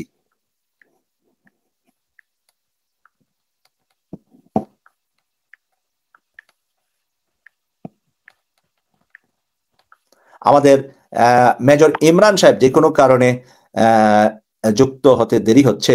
উনি সাধারণত যুক্ত হওয়ার কথা, কিন্তু কেন দেরি হচ্ছে জানি না। আপনাদেরকে আমি লিঙ্কটা দিচ্ছি, আপনারা এসে আপনাদের কথাগুলো, আপনাদের পছন্দের কথাগুলো বা আপনাদের মনের ভাবগুলো আপনারা প্রকাশ করতে পারেন আমাদের সাথে সরাসরি। আর আমাদের মেজর ইমরান সাহেব আপনাদের কথা শুনে উনি আপনাদের কথার জবাব দিবে ইনশাআল্লাহ। আমি ইউটিউবে দেখছি সবচেয়ে বেশি মানুষ KTV 24 ইউটিউবে। আপনাদেরকে আগে লিঙ্কটা দিলাম ইউটিউবে সাবমিট হয়েছে ইউটিউবে। হ্যাঁ, ইউটিউবে দেখা যাচ্ছে লিঙ্কটা। যারা কথা বলতে চান আজকের অনুষ্ঠানে, আজকের বিষয়বস্তুর উপরে, তারা ইউটিউবের লিঙ্কে প্রবেশ করুন। আমি এবার KTV 24 ফেসবুক পেজে দিচ্ছি। এখানে অনেক মানুষ আছেন ফেসবুক পেজে, আপনাদেরকে লিঙ্কটা দিলাম। এবার KTV 24 লাইফস্টাইলের আমি ফেসবুক পেজটিতে দিচ্ছি। আচ্ছা, এবার আমি একজন দর্শকের কথা শুনি। ইমরান হোসাইন মাতাব্বর সংস্কারের প্রতিশ্রুতি দিলে বিএনপি অথবা জামাতের সাথে এনসিপি যুক্ত হয়ে নির্বাচন করতে চান, এই বিষয়ে আপনার মন্তব্য কি? কোন দিকে যেতে পারে এনসিপি, কোন দিকে যাওয়া উচিত বলে আপনি মনে করেন? আসসালামু আলাইকুম মাসুদ ভাই, আমাকে যুক্ত করার জন্য আপনাকে অসংখ্য ধন্যবাদ। মাসুদ ভাই, এই আলোচনাটা তো অনেক দিনের আলোচনাটা, কিন্তু সংস্কারের বিষয়ে 30টি রাজনৈতিক দল মোটামুটি ঐক্যমত পোষণ করছে এবং গণভোটের ব্যাপারে প্রতিটি দলই এগ্রি করছে। কিন্তু বিষয়টা হলো গণভোট আগে কি, নির্বাচনের আগে কি পরে, এটা নিয়ে এখন বিতর্ক চলে। আশা করি এই সমস্যাটা আস্তে আস্তে কেটে যাবে। তবে গণভোট নির্বাচনের আগে হলে আমার মতে ভালো, কারণ গণভোট হওয়ার পরে সিদ্ধান্ত হবে সংস্কারটা কোন পর্যায়ে হবে, কিসের ভিত্তিতে আগামী নির্বাচন হবে। এই জন্য গণভোটটা আগে হওয়া দরকার। এখন এনসিপির ব্যাপারটা হলো, আমার মনে হয় যে একটা দোলাচালের ভিতরে আছে। এনসিপি একটা সুবিধা নেওয়ার জন্য একবার সংস্কারের পক্ষে, আবার বলে যে নির্বাচনের দিন সংস্কার হলে আমাদের কোনো সমস্যা নাই। আবার বিএনপির সাথে, এখন কিছুদিন আগে একটা নিউজ দেখলাম যে বিএনপির সাথে একটু দর কষাকষি চলতেছে, তাদের 3টা মন্ত্রিত্ব দিবে, চলে বলে আমি শুনেছি। জামাতের সাথেও নাকি দর কষাকষি চলতেছে? না, আমার সাথে আমি এরকম কোনো নিউজ পাই নাই। তবে আপনার সাথে বলি নাই, বলছি জামাতের সাথে। হ্যাঁ, জামাতের বিষয়টা আমার জানা নাই, তবে বিএনপির সাথে এরকম কিছু একটা কথাবার্তা চলতেছে শুনছি, কিন্তু বাস্তবতা কতটুকু জানি না। তবে এখনো আবার দেখতেছি তারা 9টা দল নিয়ে একটা জোটও করার চিন্তা ভাবনা করছে, মানে তৃতীয় একটা জোট বিএনপি, আওয়ামী লীগের, বিএনপি আর জামাতের বাইরে। এখন এনসিপি আসলে কোন পথে যাচ্ছে, এনসিপির রাজনীতি এখন পর্যন্ত কেউ শিওর হতে পারতেছে না এনসিপি আসলে কি চায়। আসলে কি এনসিপি সংস্কার চায়? যদি সংস্কার চায় তাহলে এনসিপি কেন নির্বাচনের আগে সংস্কার চায় না, নির্বাচনের আগে গণভোট চায় না? এনসিপির এই ধরনের চিন্তা ভাবনা আমাদের কাছে প্রশ্নবিদ্ধ। এই জন্য এনসিপি কে বলবো, এনসিপি যেন তারা কি করতে চায় এটা যেন তারা পরিষ্কার করে। যদি জাতির সামনে তাদের কনসেপ্ট তারা ক্লিয়ার না করে, তাহলে জাতি বিভ্রান্ত হবে। কারণ এনসিপি গণ অভ্যুত্থানের নেতৃত্ব দানকারী একটি দল। আশা করি তারা জাতিকে নেতৃত্ব দেয়, তবে তাদের যেন যেই লক্ষ্যে এই আন্দোলন করছে, দেশ গড়ার, দেশকে পুনর্গঠন করার জন্য, সেই লক্ষ্যেই যেন তারা থাকে। কারণ জাতি তাদের কাছে অনেক কিছু আশা করে। তারা যদি এইভাবে দোলাচলের ভিতরে থাকে তাহলে আমরাও বিভ্রান্ত হই। আশা করি তারা তাদের সঠিক সিদ্ধান্ত নিতে পারবে ইনশাআল্লাহ। আপনাকে ধন্যবাদ। আমাদের ইমরান হোসাইন মাতাব্বর ভাই যে কথাগুলো বলেছে যে এনসিপির জন্য এনসিপি বারবার একটু মাইন্ড চেঞ্জ করে, সিদ্ধান্ত চেঞ্জ করে, কোন দল থেকে কোন দলে যাবে, কোথায় গেলে বেশি পাবে, কোথায় গেলে কম পাবে, কি করব আমরা, কি করলে আমাদের লাভ হবে, এই লাভ লোকসানের হিসাব নিকাশটা এনসিপি একটু বেশি করছে বলে কিছুদিন জামাতের বিরুদ্ধে কথা বলে, কিছুদিন বিএনপির বিরুদ্ধে কথা বলে।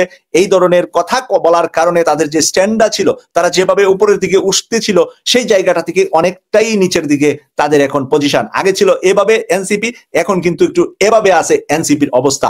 এই অবস্থা থেকে এনসিপি যেন রক্ষা পায়, এনসিপির পক্ষেই ইমরান হোসাইন মাতাব্বর বলেছেন যে তারা এই জুলাই 24-এর সাক্ষী, জুলাই 24-এর যোদ্ধা, তাদের জন্য আমাদের সমবেদনা, আমাদের ভালোবাসা।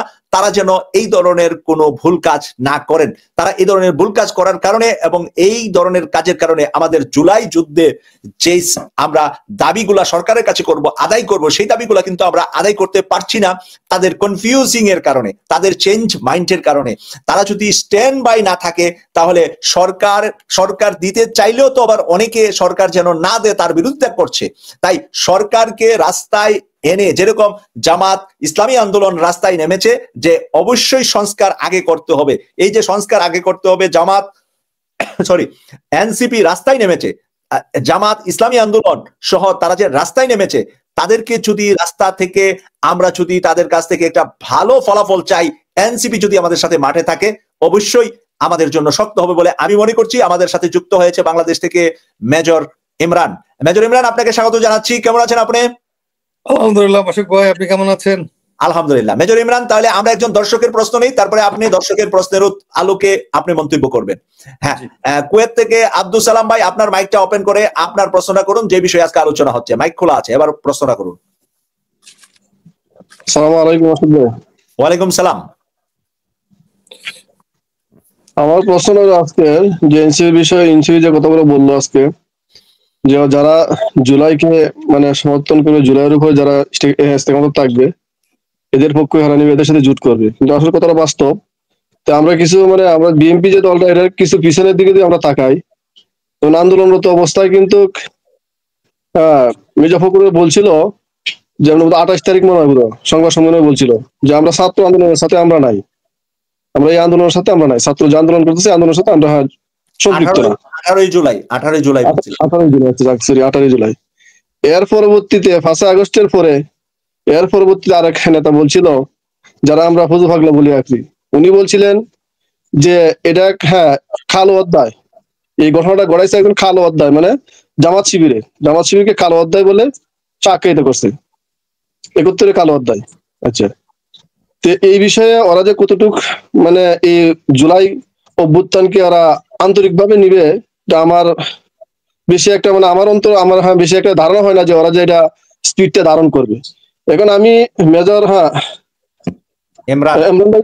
মেজর ইমরান ভাইকে আমি এটা প্রশ্ন রাখি, যখন ওরা কতটুক মানে এই জুলাই অভ্যুত্থানকে ওরা স্পিডে ধারণ করে, এটা একটু আপনাদের কাছ থেকে আমরা একটু শুনতে চাই। কারণ একটা বড় দল, বাংলাদেশের মধ্যে একটা বৃহত্তম দল হলো বিএনপি, বৃহত্তম দল, কিন্তু এদের কিন্তু এই স্পিডটা মানে সবাইকে মানে ধারণ করার মতন ওরা জাগ্রত করা দরকার, কিন্তু ওরাই এখন পিছিয়ে আছে। মানে যে এনসিপি আজকে বললো যে যারা এই স্পিডকে ধারণ করবে তাদের সাথেই ওরা কি করে জুট করবে। জি, আমি আপনাদের কাছে একটু শুনতে চাই। অসংখ্য ধন্যবাদ আপনাকে, ধন্যবাদ। আমরা একটু মেজর ইমরানের কাছে যাচ্ছি। মেজর ইমরান, কুয়েত থেকে আব্দুল সালাম ভাই যে মন্তব্যটা করেছেন এই বিষয়ে আপনার মতামত প্লিজ। মাসুক ভাই ধন্যবাদ, আপনাকে সালাম এবং শুভেচ্ছা, এবং আমার দর্শক শ্রোতা এবং যারা শুনছে এবং শুনবে। উনি যে প্রশ্নটা করেছে এটা খুবই যৌক্তিক একটা প্রশ্ন। আরেকটু লাউডলি বলতে হবে, আমি একটু কম শুনতে পাই। উনি যে প্রশ্নটা করেছে কুয়েত থেকে, সেটা খুবই বাস্তবসম্মত আমি মনে করি। তো এখন এটা হলো এনসিপি এটা তো ধারণ করবেই, এবং এনসিপি কেন, আমরা যারা সাধারণ মানুষ আছি আমরাও জুলাই অভ্যুত্থানকে বা বিপ্লবকে আমরা মনে প্রাণে ধারণ করি। এবং বিএনপির আপনার যেটা তারেক রহমান সাহেব যে ভারপ্রাপ্ত চেয়ারম্যান, সে কিন্তু এই অভ্যুত্থানের ব্যাপারে বা এই বিপ্লবের ব্যাপারে সে কিন্তু ইতিবাচক। আমি মির্জা ফখরুল, তারপরে ওই যে ফজলুর রহমান ফজু পাগলা, যে কিশোরগঞ্জের 5-এর বোধহয় নমিনেশনও পেয়েছে। অ্যাকচুয়ালি বেসিক্যালি সে তো মুজিব বাহিনীর লোক, সে তো আওয়ামী লীগের লোক। এখন সে ভোল পাল্টে তার ধান্দা, সে জানে ওই যেখানে হামিদ সাহেব ছিল দীর্ঘদিন এবং উনি 5 বার বা 6 বার এমপি হয়েছে, ওখানে তার রাজনৈতিক কেরিয়ার বলতে জিরো। তাকে কানা ফজলু বলে, অনেকে কানা ফজলু, এখন কান কাটা ফজলু বলে তাকে।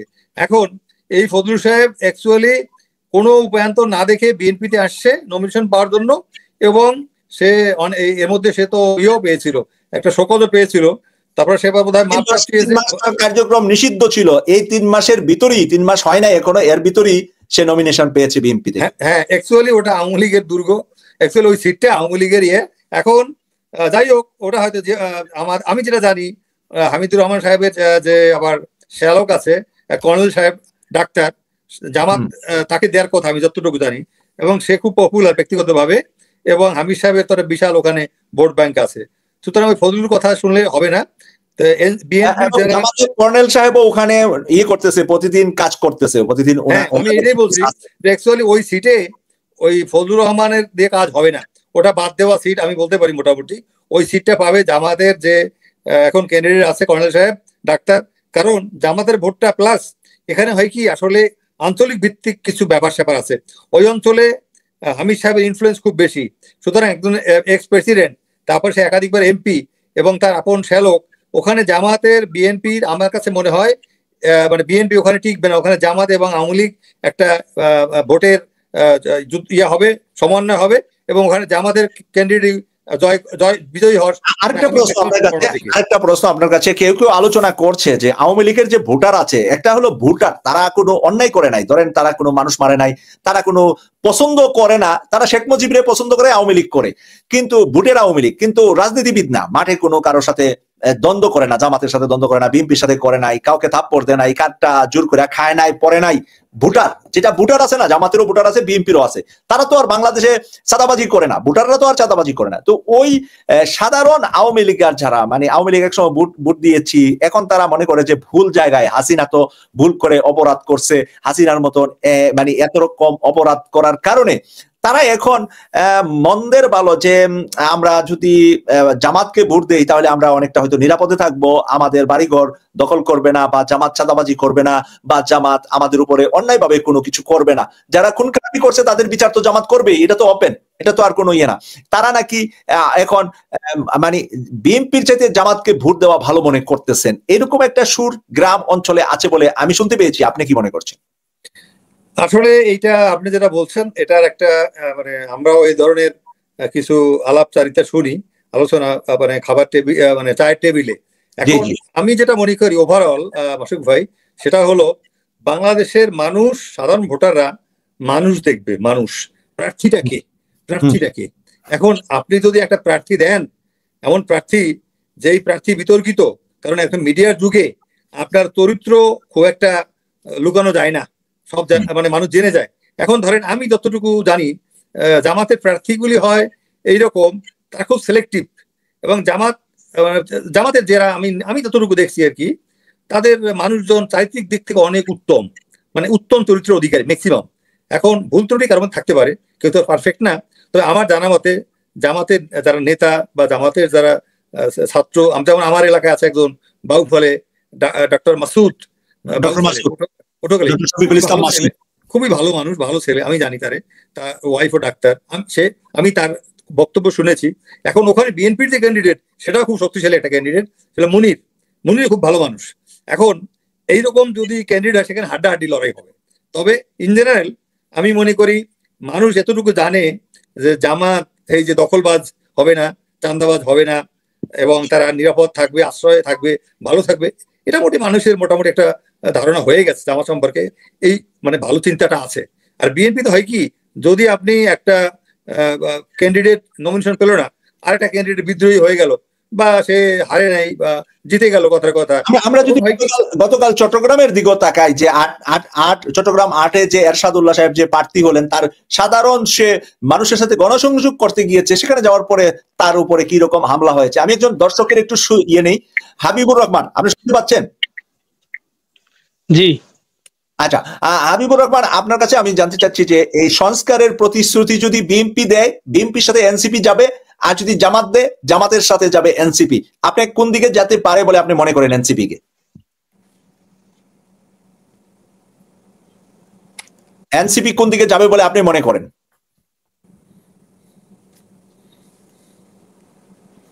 হ্যাঁ, আপনার কথাটা, আপনার বক্তব্যটা দেন, আপনার কথাটা বলেন। আসসালামু আলাইকুম রহমতুল্লাহি ওয়া বারাকাতুহু। মাসুদ ভাই, অসংখ্য ধন্যবাদ আপনাকে, আজকে অনেকদিন পর আমি লাইভে ঢুকতে বললাম, স্যারকে ধন্যবাদ। আসলে এনসিপির কথা তো এর আগে এক ভাই বললো যে এরা এখন সুবিধাবাজির মতো হচ্ছে আর কি, কোন দিকে কে বেশি দিবে সেদিকে হবে, একবার বিএনপি একবার জামাত, এদের দোষ ত্রুটি খুঁজে বেড়ায়।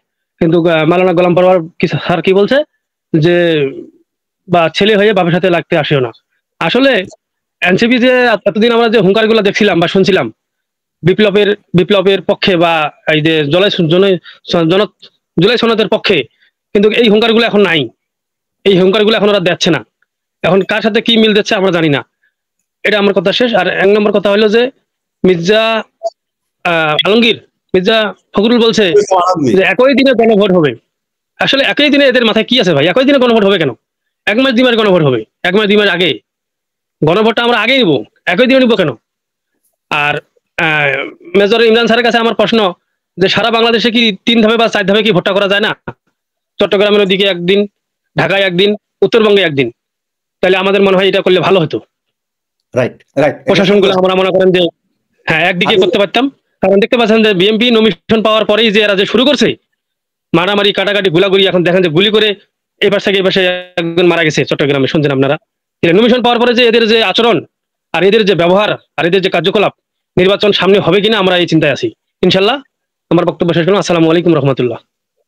চমৎকার। হাবিবুর রহমানের একটা কথা আমার পছন্দ হয়েছে যে 4টা ভাগ করে, 4টা সেক্টর করে, 4টা অঞ্চল করে বাংলাদেশে যদি আমরা 2 দিন পর পর এক একটা অঞ্চলে নির্বাচন করি, ইমরান ভাই আমাদের সেনাবাহিনী, নৌবাহিনী, বিমান বাহিনী, র্যাব, পুলিশ, আনসার যারা দায়িত্বে থাকবে তারা এক একটা সপ্তাহে, আমরা 2 সপ্তাহ নিয়ে করলাম, 1 সপ্তাহের 3 দিন পরে আরেকটা এলাকায় করলাম, এভাবে যদি আমরা 2 সপ্তাহ সময় নিয়ে 4টা অঞ্চলকে ভাগ করে ফেলি, 4টা কর্নার করে ফেলি বাংলাদেশকে, তাহলে একসময় তো আমাদের 4টা বিভাগও ছিল। আমরা পুরাতন বিভাগের দিকে যদি ঢুকে পড়ি তাহলে আমাদের মনে হয় যে আমাদের যে রক্তপাত, আমাদের যে বুট জালিয়াতি এবং আমাদের যে প্রশাসনের যে সীমাবদ্ধতা আছে, এই প্রশাসন দিয়ে, এই পুলিশ দিয়া শান্তিপূর্ণ করা বলে সম্ভব মনে করি। আপনি ইমরান ভাই যদি আপনার মতামতটা দেন, এটার মধ্যে যুক্তি ভালো এবং মন্দ কি আছে?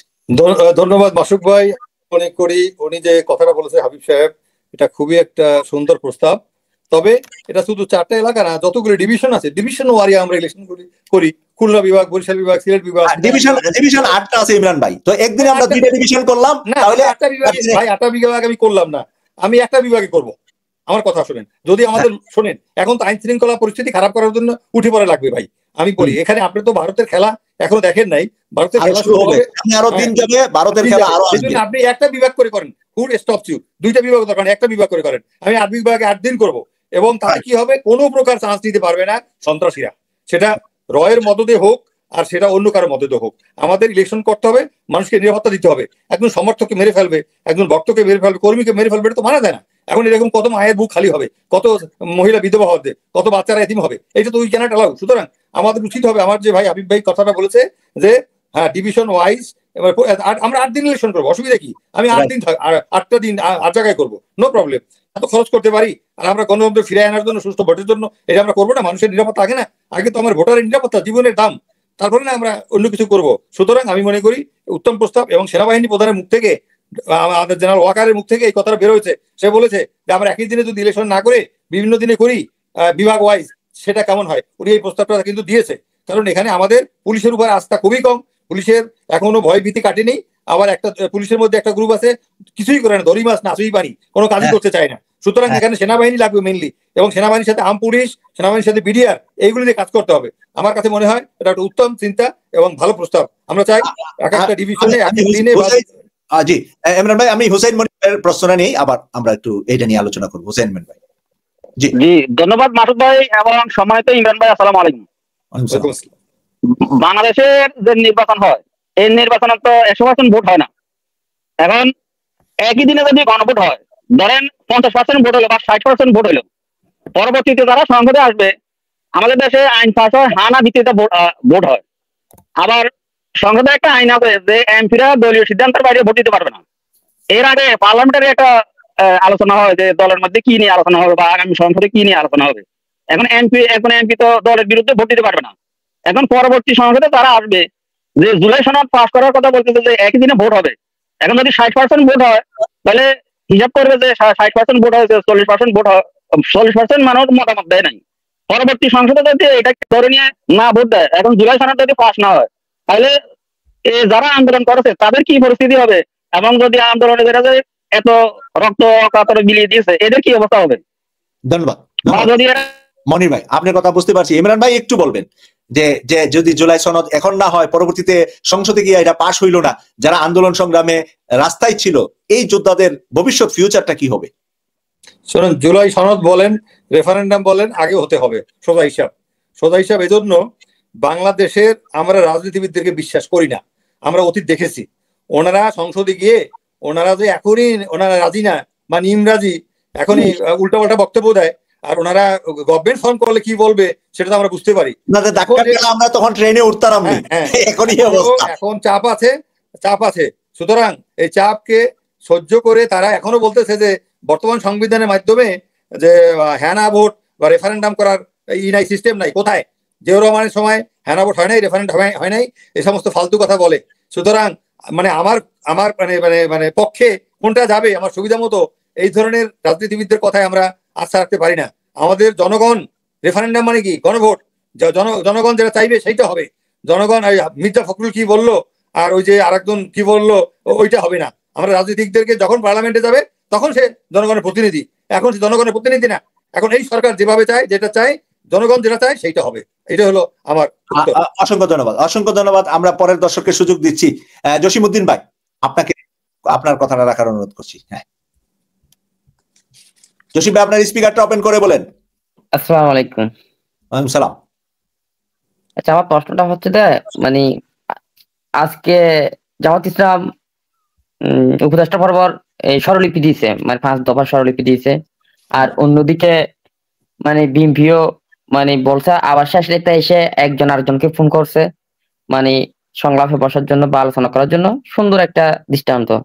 কিন্তু দেশের আইন শৃঙ্খলা পরিস্থিতি নিয়ে চট্টগ্রাম এবং সারা বাংলাদেশে বিএনপির প্রার্থী ঘোষণা দেওয়ার পর যেরকম অরাজকতা এবং বিএনপি যেভাবে গ্রুপিং করে আইন শৃঙ্খলার অবনতি ঘটাচ্ছে, ভবিষ্যৎ নির্বাচনের অনাস্থাটা সৃষ্টি হয়ে যাচ্ছে। মানে নির্বাচন হবে কিনা, গণভোট হবে কিনা। আমার প্রশ্নটা হচ্ছে যে গণভোটটা আগে হলে মানে বিএনপির ক্ষতিটা কি হচ্ছে? ক্ষতিটা হচ্ছে ডাকসু, জাকসু, রাকসু, চাকসু আপনি দেখেন নাই? আপনি কি কালা চশমা পড়েন? আপনি দেখছেন না? তো বিএনপি না বলছে না হইয়া যাইব জিরো, হাউ হইয়া যাইব 90%। এটা তো আগেই ফলাফল আপনি জানে বিএনপি। এই কারণে বিএনপি চাচ্ছে না। জসিম ভাইকে স্যালুট জানাই আপনি আপনার প্রশ্ন করার জন্য। আর আমাদের আমেরিকা থেকে জাহিদ ভাই জসিম ভাইয়ের কথাটার উত্তর দিবেন। জাহিদ ভাই, আপনি জসিম ভাই যা বলেছে এটা নিয়ে আপনার মন্তব্যটা আপনি দিবেন। আপনার স্পিকারটা ওপেন করে। হ্যাঁ জি, আসসালামু আলাইকুম আপনাদের সবাইকে। মাসুক ভাই একটু বলেন তো জসিম ভাইয়ের কি জানি বলছে, আমি পুরাটা শুনি না ওই ঢোকার। জসিম ভাই বলছে আইন শৃঙ্খলা বাহিনীর যে অবনতি, আর বিএনপি কেন আগে হানাবুটটা চাচ্ছে না, এটা আগে কেন চাচ্ছে না? জি ভাই, বিএনপি চাবে কিভাবে? ওদের কি মেরুদণ্ড আছে যারা চাবে? ওরা তো জানে ওদের হানা ভোট দিলে যে ওদেরকে যে এই না করবে জনগণ, এটা তো ওরা ভালো করে বোঝে। আর আইন শৃঙ্খলা যেটা হয়ে যায়, আমি ইমরান ভাইয়ের সাথে একমত যে পুলিশ যে অবস্থায় আছে ভাই, আপনি কি মনে করেন ওরা বা সুস্থভাবে নিরাপত্তা দিবে? এরা জীবনও দিব না। আপনার উপদেষ্টার ভিতরে হলে সব দালালের বাচ্চা, দালাল বইটা রয়েছে আপনার ইন্ডিয়ার। আপনি দেখেন এই যে অসভ্য জানোয়ার যেটা আছে, ওই যে পররাষ্ট্র আছে, তারপর স্বরাষ্ট্র আছে, যেটি আছে, এটা কি ওরা কি বাংলাদেশের সন্তান মনে করেন? এটা হলো সব অবৈধ ইন্ডিয়ান সন্তান। তা না হলে আপনি মনে করেন এই এই জাকির নায়ক আসতে পারবে না, আপনার ভারতের কথা শুনে, বাপের কথা শুনে বলে কি যে আমার নাই কি জানি, আমি সামনে ভোট আছে আমি কিভাবে দিব? আরে বেটা, তুই 24 সালে তুই বোঝস নাই জনগণ যেভাবে রক্ষা করছে, এই জাকির নায়ক আসলে কি রক্ষা করতে পারবে না? বুংচুং বুঝায় আমাদেরকে, বুঝছেন? আর আমি আরেকটা যেটা বলতে চাচ্ছিলাম, আমার লাইভে ঢুকছি যেহেতু, মেজর ইমরান ভাই আপনার মনে আছে কিনা যখন ফজল পাগলা বলতেছিল যে এই যারা যুদ্ধ করছে আপনার ইয়াতে এই 24 সালে, ওদের কোনো জন্মের ঠিক নাই, ওরা এইটা সেটা পাকিস্তানের দোসর এইসব সেইসব বলছে। তা আমার বিএনপির ভাইদেরও তো অনেক যুদ্ধ করছে এই 24 সালে, তাই না? তাহলে কি তাদেরও কি জন্মের ঠিক নাই? বিএনপির ভাইদের যত জনগণ আছে, তো আপনি সেই জনগণ আপনার কথাটা এখানেই রাখেন। বিএনপি থেকে মাসুম দেওয়ান ভাই যুক্ত হয়েছে। মাসুম দেওয়ান ভাই, আপনার এই কথাটার ফজলুর রহমানের কথাটার উত্তরটা উনি দেন। না ভাই, সবাইকে আমার সালাম জানাই। ভাই জাহিদ ভাই, আপনি অনেক কিছু লিমিট ক্রস করে কথা বলেন ভাই। আপনি তো মনে হয় নিজে এক নাম্বার জন্মের আর বাকি সব বেজন্মা ভাই। মানুষকে এইভাবে গালি দিয়ে কথা বলতে নাই। আপনি স্বরাষ্ট্র পররাষ্ট্র উপদেষ্টা হ্যান তেন সবাই ধরে দিলেন ভাই। শোনেন, আপনি আইসা দায়িত্ব নেন, আপনি বাংলাদেশে এসে দায়িত্বটা নেন। এইভাবে মানুষকে হেনস্থা করে কথা বলাটা উচিত না ভাই। আমি আপনাকে শ্রদ্ধার সহিত বলি, মানুষের শুনেন প্রতিটা জিনিসের একটা কৌশল আছে। আপনি এই যে বলেন একটা জাকির নাইককে আসতে দেয়নি, মিজানুর রহমান আজহারি আমাদের সন্তান আসছে বাংলাদেশে, এর মধ্যে আসছিল কোথাও প্রোগ্রাম করছে। আমি যদি বলি জামাত সেখানে বাধা দিয়েছে, সত্য না। আমি শেষ করি মাসুক ভাই, আমি শেষ করি। আমার আপনি জাস্ট ওই পয়েন্ট আমি জিজ্ঞাসা করতেছি, আপনার কাছে কোনো ইনফরমেশন আছে কিনা মিজানুর রহমান আজহারি কোথায় আছে এখন? আচ্ছা, আমি ওই কথাটাই বলতেছি ভাই। আমি বলি ইসলামিক স্কলাররা বর্তমান রাজনৈতিক বাংলাদেশের রাজনৈতিক প্রেক্ষাপটটা ভিন্ন রকম। এখন যেহেতু আমাদের ইসলামিক অনেক দলগুলো আগায় আসছে, নির্বাচন হবে, এইখানে হয়তো দেখা গেল যে এটা তারা হয়তো নিষেধ করছে এই জন্য যে তারা এসে কোনো একটা দলকে পার্সোনাল ইয়া করে নাকি, হয়তো সেই ক্ষেত্রে ভূকৌশলের ক্ষেত্রে আনতে দেয়নি। আমি ভাই সবচেয়ে আগে ডাক্তার জাকির নায়ক দেশে আসলে আমার চেয়ে খুশি কেউ হবে না, কিন্তু এখানে হয়তো অনেক কৌশল থাকতে পারে। কিন্তু আপনি কথা বলেন আপনার সুরে, প্রতিবাদ করেন, কিন্তু আপনি যাকে তাকে জন্মা বেজন্মা এইসব কথা, এইসব ল্যাঙ্গুয়েজ তো ভাই খায় না মাসুক ভাই, এইসব ল্যাঙ্গুয়েজ তো আমরা নিব না ভাই। জনগণ এখানে, রাষ্ট্রের জনগণ, আমরা বিএনপি সাপোর্টার, উনি যেভাবে তুচ্ছ তাচ্ছিল্য করে কথা বলে, এদেরকেও দেখছি এরকম ভুলভাল মেসেজ দিয়ে কথা বলে, এইগুলো বলার ঠিক না তো ভাই। আপনি একটা জিনিস মনে রাখবেন, সকলের চিন্তা চেতনা একরকম হয় না ভাই। কেউ হাস্যজ্জ্বল কথা বলে, কেউ উচ্চ মেজাজি কথা বলে, কেউ গম্ভীর সুরে কথা বলে, কেউ হাসি মুখে কথা বলে। সকলের যদি মেধা এক হইতো, সকলের চিন্তা যদি এক হইতো, তাহলে আমরা রোবট হইতাম ভাই, সুইচ টিপ তো আমরা একরকম ভাবে চলতাম। তো এইখানে কথা বলতে হবে সকলকে সামঞ্জস্য রেখে ভাই, রাজনৈতিক কৌশল বুঝে কথা বলতে হবে। আমি মাসুম ভাইকে প্রশ্ন করি। আচ্ছা, প্রশ্নের আগে একটু মাসুম দেওয়ান ভাই এর একটা ইনফরমেশন আমার মনে হয় দেওয়া বা নেওয়া দরকার। মিজানুর রহমান আজহারি লাস্ট 1 বছর কোন জায়গায় আছে এখন? লাস্ট 1 বছরের কথা বলেন, কোথায় আছে আপনি জানেন কিনা? ভাই আমি মিজানুর রহমান আজহারির স্যারের যে আগে মাঝে মাঝে দেখতাম বিদেশে বিভিন্ন জায়গায় সে ফাংশন করতো, ইসলামিক আলোচনা করতো। আমি তাকে সিলেট, আপনি চলে যান চট্টগ্রাম, আপনার আছে হা না ইয়েস না, আমরা দেখতে পাইনি, না দেখতে পাইনি, না আমরা দেখতে পাইনি। জানেন না সে কোথায় আছে? না না না, বাংলাদেশ কিয়ামত করে লাইতেছে মিজানুর রহমান আজহারি, আপনি নিজেই জানেন না। তার যে এনজিও আহমদুল্লাহর সাথে বড় এনজিও, সে ইসলামিক এনজিও ওপেন করছে বাংলাদেশে। গত 1 বছর মিজানুর রহমান আজহারি বাংলাদেশে, এর মধ্যে জাপানে দাওয়াতে গেছে, কোরিয়ায় দাওয়াতে গেছে, কিন্তু থাকে তো বাংলাদেশে। গত 1 বছর মিজানুর রহমান আজহারি বাংলাদেশে এত কাজ করতেছে, আপনি জানেন না। এখন আমি এই জন্য অবাক হইলাম, আপনি কইতেছেন আজহারি ভাই ভাই ভাই, আমরা দেখতে পাচ্ছি না তো কই, আমরা তার কোনো প্রোগ্রাম, তার কোনো আনুষ্ঠানিকতা আমরা তো দেখতে পাচ্ছি না। অনুষ্ঠান করবে কেমনে? মানুষের কারণে মানুষ মারা যাইবো তার অনুষ্ঠান করলে, এই জন্য সে হলের ভিতরে ঢাকা বিশ্ববিদ্যালয়ে সেটা পরের বিষয় ভাই, কিন্তু আমরা তাকে দেখছি না তো, তাকে তো কোনো প্রোগ্রামে দেখিনি। আচ্ছা, আমার মনে হয় আপনি শুধু কেটিভি 24 দেখেন, আর কিছু দেখেন? গত সপ্তাহ প্রোগ্রাম করছে 2-3 চট্টগ্রাম বিশ্ববিদ্যালয়ে গত সপ্তাহে সে কত বড় মিটিং করে এলো। চট্টগ্রাম বিশ্ববিদ্যালয়ের বিপি রা জিএস রা তাকে অভ্যর্থনা দিল। সে তো বিভিন্ন জায়গায় এখন করে ইনডোর প্রোগ্রাম করে, আউটডোর তো করতে পারে না পাবলিকের জন্য। পাবলিকে রাস্তাঘাট বন্ধ হয়ে এই 10,000 সেনাবাহিনী, সিলেটে 5,000 ছিল, 5-10,000 সেনাবাহিনী কোত্থেকে দিবে সরকার?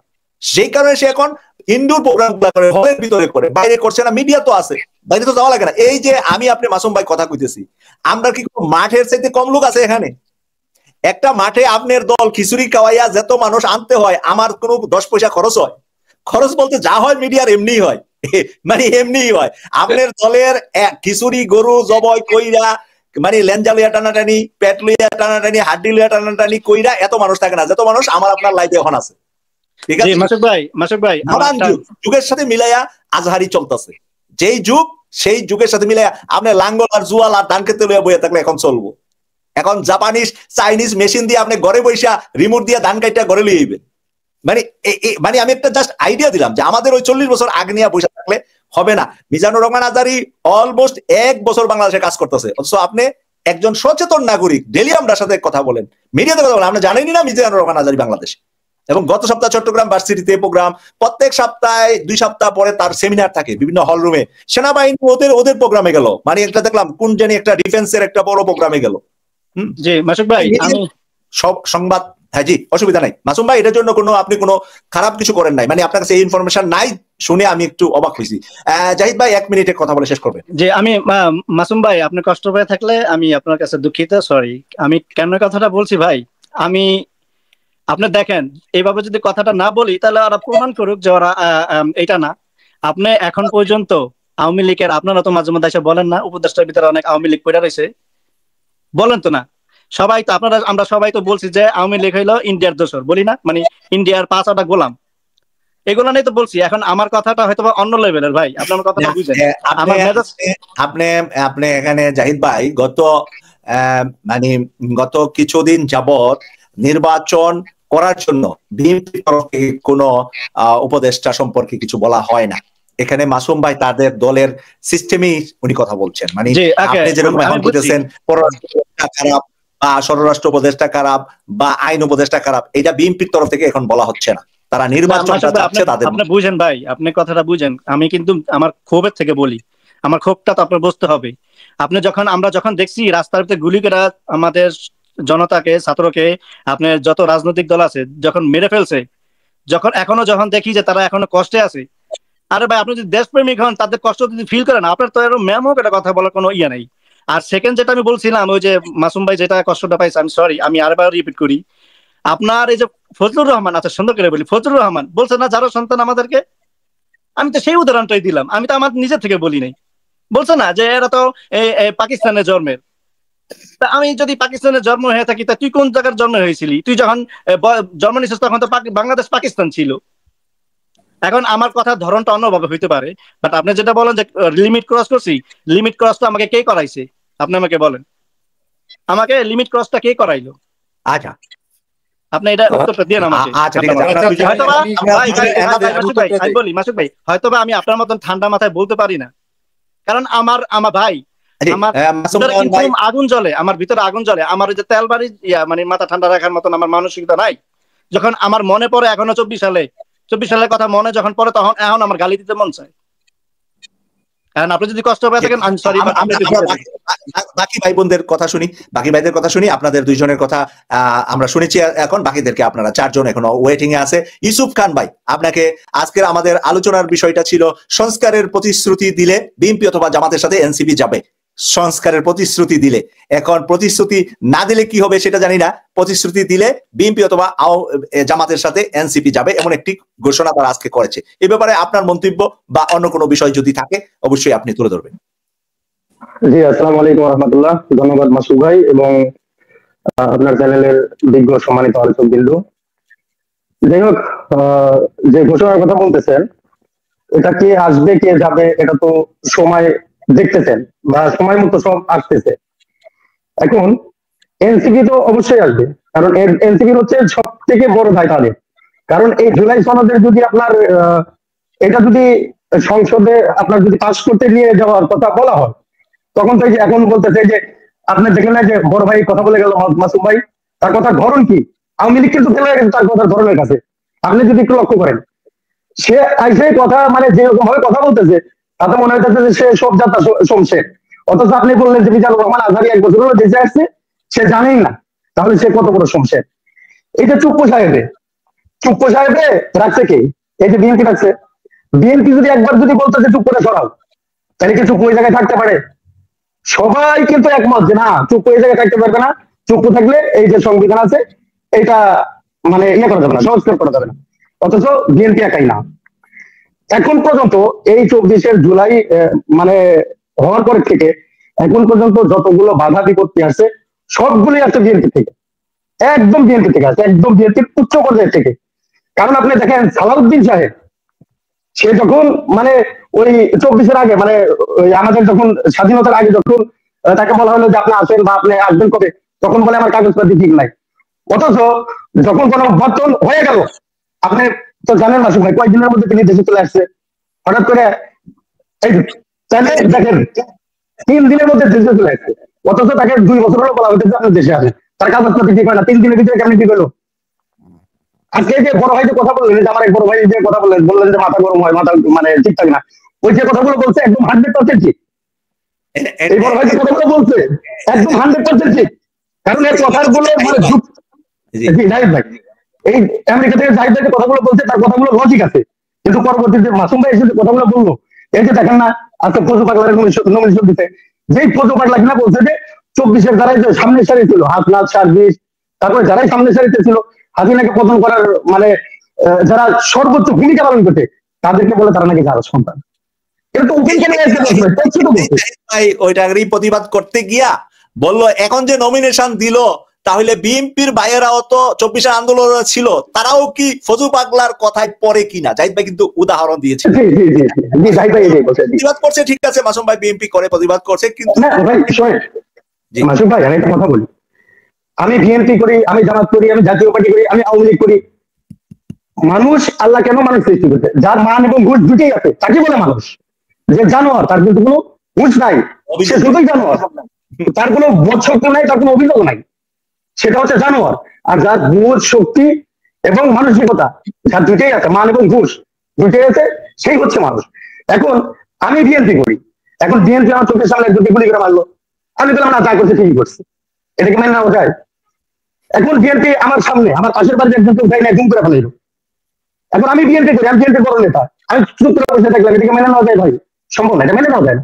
আপনি বিএনপি করেন ঠিক আছে, আপনি জামাত করেন ঠিক আছে, যেটা উচিত কথা সেটা তো বলতে হবে। আপনি জানেন আমি অনেক আগে থেকে আপনার সাথে পরিচিত, সেই জুলাই আন্দোলনের আগে থেকে আপনার সাথে আমার কথা, আমি কথাই বাসাই বলি, কে কি বললো, কে কি করলো ওইটা আমার কোনো দেখার বিষয় না। আমি ইউসুফ খান ভাই বিগিনিং এ আমি বলেছিলাম যে আমাদের একটা স্ট্যান্ড থাকতে হবে, যে স্ট্যান্ডে আমি আছি ওই স্ট্যান্ডেই থাকবো, আমি যাকে ভালোবাসি তাকেই ভালোবাসবো। কিন্তু যদি আমরা রুট পাল্টাই, কতক্ষণ আওয়ামী লীগের পক্ষে, কতক্ষণ বিএনপির পক্ষে, কতক্ষণ জামাত, কতক্ষণ জাতীয় পার্টি, পাবলিক আমাদেরকে ভ্যালুলেস, যেটা এনসিপি ভ্যালুলেস হয়েছে এইভাবে, এনসিপিটা ভ্যালুলেস হয়েছে এইভাবে, তাদের স্ট্যান্ড পরিবর্তন, কতক্ষণ বিএনপিরে গাইলা, কতক্ষণ জামাতকে গাইলা, মানে সবাইরে গাইলে তো হবে না, তোমাদের একটা স্ট্যান্ড নিয়ে আগাতে হবে। এই কারণে তো সংস্কারটা আমরা করতে পারছি না। তোমরা যদি স্ট্যান্ড থাকতা তাহলে তো আমরা সংস্কারটা করতে পারতাম। তোমরা এই জায়গায় আছো, সংস্কার ছাড়া মানি না, এই জায়গায় থাকো না, তোমাদের শাপলা লাগবো না, গরু ছাগল মার্কা তোমরা দাঁড়াইলে পাস করতা, তোমাদের শাপলা করি লাগতো না, ছাগল মার্কা তোমরা পাস করতা যদি তোমরা স্ট্যান্ড ঠিক থাকতা। ইউসুফ ভাই অসংখ্য ধন্যবাদ। আমরা বাকি ভাইদেরকে কথা বলার সুযোগ দিচ্ছি। আপনার চমৎকার বিশ্লেষণ ভালো লাগছে আমার কাছে, আপনি মাঝে মাঝে যুক্ত হয়ে কথা বলবেন। জয়নাল শেখ ভাই সৌদি আরব থেকে, আগে জয়নাল শেখ ভাই বিএনপি করতেন, এখন আজকে কি বলবেন যে আলোচনা হয়েছে এখান থেকে? আসসালামু আলাইকুম, সবাইকে ধন্যবাদ। আমি বরাবরই বিএনপি করলেও আমি হচ্ছে দালাল মুক্ত বিএনপি।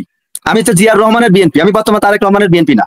যে ওই বাংলাদেশের হুজুরদেরকে মৌলবাদী জঙ্গিবাদী বলে, আমি তার পক্ষে এখন নাই। মানে আমার কথা হচ্ছে যে মুসলমানের দেশ, আমাদের মুসলিম দেশ, এখানে মুসলিমদের অগ্রাধিকার দিয়ে কথা বলতে হবে। কাউকে খুশি করতে যাই, মুসলিমকে দুঃখ দিলে সেটা কিন্তু দেশপ্রেমের ভিতরে পড়ে না, কারণ আমার দেশপ্রেম, দেশ হচ্ছে মুসলমানের দেশ। আর একটা কথা হচ্ছে ভারত বিরোধী থাকতে হবে। আমাদের জিয়াউর রহমান ভারত বিরোধী ছিল। ভারতরা যেটাকে বলবে যে এটা ঠিক হচ্ছে না, তখনই আমরা মনে করবো যে আমরা ঠিক পথে আছি, তো সেইভাবে কথা বলতে হবে। আর একটা হচ্ছে যে আপনার ওই ভারতকে খুশি করে আর কি কিছু লোকরে আপনি বাংলাদেশের ভিতরে কিছু হিন্দু আছে তাদেরকে খুশি করার জন্য আপনি পুরো মুসলিমকে আপনি যে একটা জঙ্গিবাদ মৌলবাদের একটা উত্থান হচ্ছে এগুলো বলার পর থেকে আমি তার পক্ষে নাই। আমি জিয়াউর রহমানের বিএনপি, আমি খালেদা জিয়ার বিএনপি, কিন্তু তারেক রহমানের বিএনপি না। কারণ তারেক রহমান আমি দেখতেছি অনেকদিন ধরে, আমি যেটা বুঝি যে বিএনপির ক্ষতি হচ্ছে, উনি সেটা বুঝতেছে না। উনি বিএনপির ভিতরে যেসব দালাল আছে দালালদেরকে নমিনেশন দিচ্ছে, দালালদের কথা মতো চলতেছে। যারা এই জুলাই মানে যারা আহত ক্ষত বিক্ষত হয়েছে তারা অনেকে নমিনেশন পাওয়ার যোগ্য, তাদেরকে নমিনেশন দিচ্ছে না। এই কারণে আমি উনার পক্ষে নাই। আর আরেকটা হচ্ছে যে এই যারাই সংস্কার করবে, হ্যাঁ না ভোটের পক্ষে থাকবে, সংবিধান পরিবর্তন হবে, আমি তাদের পক্ষে। সে যে দলই হোক, সংবিধান পরিবর্তন করতে হবে, সংস্কার করতে হবে, চুপুকে সরাতে হবে। নির্বাচনের আগে প্রয়োজনীয় সরকার আরো 1 বছর প্রয়োজন থাকবে, এরপরে নির্বাচন করতে হবে। 54 বছরের যে নির্বাচন, 55 নির্বাচন আবারও করে বিএনপি ক্ষমতায় আসবে, ওই পক্ষে আমি নাই। কারণ তাহলে আমাদের উপকার হবে না। এই আমি যে সৌদি আরবে আছি, আমার সাথে কাজ করে ইন্ডিয়া থেকে মাত্র 80,000 টাকা আইছি। আমার 6 লক্ষ টাকা কেন লাগবে? 6 লক্ষ টাকা আমার কেন লাগবে? এই জবাবটা আমি কার কাছে চাবো, কার কাছে বলবো? এই কথা যারা বলবে, এই যে যেমন জামাত ইসলাম বলেছে প্রবাসীদের ভোটের অধিকার, তেমন জামাত ইসলামের এই কথাটাও বলা উচিত যে আমরা মধ্যপ্রাচ্যে ভারত থেকে যেভাবে খরচ করে যাই, যে টাকা 80,000 টাকা, 1 লাখ টাকা, 1 লাখ টাকায় কেউ না, 70-80,000 টাকা। আমার সাথে কাজ করে 80,000 টাকা, দুইজন লোক 80,000 টাকা করে আইছে। তাহলে আমার সে 1,60,000 টাকা লাগুক, আমার যে 6 লক্ষ টাকা লাগে। এরপরে হচ্ছে আমি বর্তমানে 3টা ভিসা পাঠাইছি দেশে, 3 মাস হয়ে গেছে, এখনো কাজের কিছু হয় নাই, 4-5 মাস লেগে যাবে। কিন্তু ভারত থেকে 1 থেকে 1.5 মাসের মধ্যে সমস্ত কাজ প্রসেসিং করে চলে আসে। তো এইগুলোর পক্ষে যারা কথা বলবে, যারা এই আগামী নির্বাচনে, এই জামাত ইসলামে আমি দেখতেছি যে এই প্রবাসী বিষয়টা শুধু ভোটের অধিকারের কথা বলিছে। এই যে প্রবাসী ব্যাংকের যে লোন, প্রবাসী কল্যাণ ব্যাংক, এই ব্যাংকে আমি নিজে আমি লোন পাইনি। এই ব্যাংকগুলো বন্ধ করে দেওয়া উচিত। যদি আমার ভিসা আছে, পাসপোর্ট আছে, আমি বাড়ির জমি দলিল নিয়ে গেছি, আমাকে লোন দিন। আমাকে কি বলিছে, আপনার ম্যান পাওয়ার নিয়ে আসেন, টিকিট নিয়ে আসেন, তারপরে। তাহলে আমি ম্যান পাওয়ার টিকিট পর্যন্ত যদি পৌঁছাতে পারি, আমি তো পাহাড়ের মাথায় চলে গেলাম, আমার তো আর কিছু লাগে না। তা এই ব্যাংকগুলো তাহলে কি প্রয়োজন? এরপরে আমি ওমান থাকা অবস্থায় আমি আমার আকামা দিয়ে, আমার পাসপোর্ট দিয়ে আমি আমার ওয়াইফকে পাঠাইছিলাম ব্যাংকে লোনের কারণে, কোনো লোন পাই নাই। তা এইগুলোর প্রতিশ্রুতিও দিতে হবে জামাতকে। অন্যান্য প্রতিশ্রুতির সাথে সংস্কার, সংবিধান পরিবর্তন, হ্যাঁ না ভোট করে আর কি সংবিধান পরিবর্তন করতে হবে, নির্বাচন কমিশন নতুন করে গঠন করতে হবে, যত দালাল আছে, যত আমলা আছে, এদেরকে বাইর করে দিয়ে নিরপেক্ষভাবে নির্বাচন করতে হবে, তারাই ক্ষমতায় আসবে। তাতে যদি জামাত এককভাবে এই সিদ্ধান্ত নাই, জামাত ক্ষমতা আসবে। যদি এনসিপি এককভাবে এরকম প্রতিশ্রুতি দিতে পারে, আমি মনে করি বিশেষ করে যারা প্রবাসী আছে 1-1.5 কোটি, এই লোকগুলোর ভোট দিলে পারে এনসিপি পাস করে, আর কারোর লাগে না, আর কারোরই লাগে না। কারণ 1-1.5 কোটির ফ্যামিলিতে কমপক্ষে 5 কোটি 6 কোটি মানুষ আছে। তো এই প্রতিশ্রুতি যারা দেবে তারাই ক্ষমতা আসবে। এইগুলোই আমাদের দরকার। 54 বছর ধরে যত নির্বাচন হচ্ছে, এগুলোই বড় লোকের উন্নয়ন হচ্ছে, বড় লোকের সুবিধা হচ্ছে। আমি আর একটু বলি, আমার একটু সময় দেন। আমি ব্যাংকের থেকে, কৃষি ব্যাংকের থেকে লোন নিতে গেছিলাম, কৃষি ব্যাংকে আমি জমির দলিল নিয়ে গেছি। আমাকে বলছে 100% জমি দিলে 1 লাখ টাকা লোন দেবে। আপনি চিন্তা করেন, 100% জমি নিয়ে আমি 1 লাখ টাকা লোন পাবো। আপনি চিন্তা করেন, তাহলে এই লোনগুলো বড় লোকের একটা মানে বড় লোকই আছে, ব্যবসায়ী আছে, কোটি কোটি টাকা লোন দেয়, টাকা নিয়ে পাচার করে বিদেশে চলে যায়, কিন্তু গরিব মানুষ জমির দলিল দিয়েও লোন পায় না। তাহলে এই যে 54 বছর ধরে নির্বাচন হচ্ছে, গরিব মানুষের কোনো উন্নয়নের কথা আসছে না। তাই গরিব মানুষের উন্নয়নের কথা সংস্কারে ইশতেহারের উল্লেখ করে তারপরে যারা বলতে পারবে তারাই এককভাবে ক্ষমতা আসবে, কারো জোট করার দরকার নেই। এনসিপি হতে পারে, জামাতও হতে পারে। সবাই ভালো থাকবেন। আসসালামু আলাইকুম। পুরা সৌদি প্রবাসীদের একটা স্যালুট দিচ্ছি। আমার কাছে মনে হচ্ছে যে আজকের আলোচনায় আমরা যত কথা বলেছি, জয়নাল ভাইয়ের মতন এত মানে দেশপ্রেম, প্রবাসী প্রেম, দেশের নিয়ে যে চিন্তা করে যে কথা বলেছেন, আমার কাছে চমৎকার মনে হয়েছে। আজকে আমাদের ফিনিশিং বক্তব্য রাখবে দুইজন অতিথি, জামাত থেকে ইঞ্জিনিয়ার মোরসাল হোসেন জয় ভাই আর মেজর ইমরান ভাই। ফিনিশিং আপনারা দুইজন করবেন, 5 মিনিট 5 মিনিট 10 মিনিট পাবেন। আমি সর্বশেষ দর্শকের জায়গা থেকে নজরুল ভাইকে 2 মিনিট আজকের আলোচনার উপরে কথা বলার অনুরোধ করছি। আসসালামু আলাইকুম। আমি বাইরে যাব না, সময় দিয়ে কাবার হবে না, আপনার শিরোনামই আসি। এনসিপি বলেছে সংস্কারে যারা প্রতিশ্রুতিবদ্ধ তাদের সাথে আমরা জুটে যেতে পারি বা যাব। সংস্কার মানে জুলাই সনদ, কিন্তু সংবিধানে যুক্ত করতে হলে সংসদে পাশ হতে হবে, হবে কিনা তার জন্য গণভোট। আমি প্রশ্ন করি, জুলাই সনদের গণভোট আগে না পরে না একই দিনে, বাসর আগে না কবুল আগে, কাবিন ছাড়া বিয়ে না বিয়া বিনা কাবিনে আখ বিয়ে। অবস্থা দৃষ্টে দেখা যাচ্ছে পানি এবং তেল যেভাবে মিশে না, আমাদের রাজনৈতিক দলগুলো একে অন্যের সাথে মিশতে পারে না। ছোট্ট একটা শব্দ দিয়ে শেষ করি, এমন কোন সুযোগ বা এমন কোন নথিশিকা পথ বেছে নিও না বিএনপি জামাত সহ সংশ্লিষ্ট রাজনৈতিক দল, যা আবার 1-11 আসতে পারে, যার খপ্পরে দেশের স্বাধীনতা শৃঙ্খলিত হয়। তবে এই পথেই রাজনৈতিক দলগুলো তোমরা হাঁটছো, দেশের কল্যাণের স্বার্থে নয়। সর্বশেষ রুবিন ফারহানার একটা কথা দিয়ে শেষ করি। রুবিন ফারহানা বললো রাজনীতি ডাস্টবিন হয়ে গেছে, সেটা তুমি উদ্ধ করো। রাজনীতি এটা একটা গুণ, অ্যাডজেক্টিভ গুণ, অদৃশ্য একটা গুণ, সেটা ডাস্টবিন হয় না। রাজনীতিবিদ এবং রাজনীতির মাঠ ডাস্টবিন হতে পারে, আর এটা করেছো। এই রাজনীতি এবং রাজনীতির মাঠ ডাস্টবিন নয়, ভাগাড় যেখানে মৃত জীবজন্তু ফেললে দুর্গন্ধ বের হয়। এটা করেছো এই তোমরা রাজনীতিবিদরাই আমলাদেরকে সাথে নিয়ে, কোন দল কম কোন দল বেশি।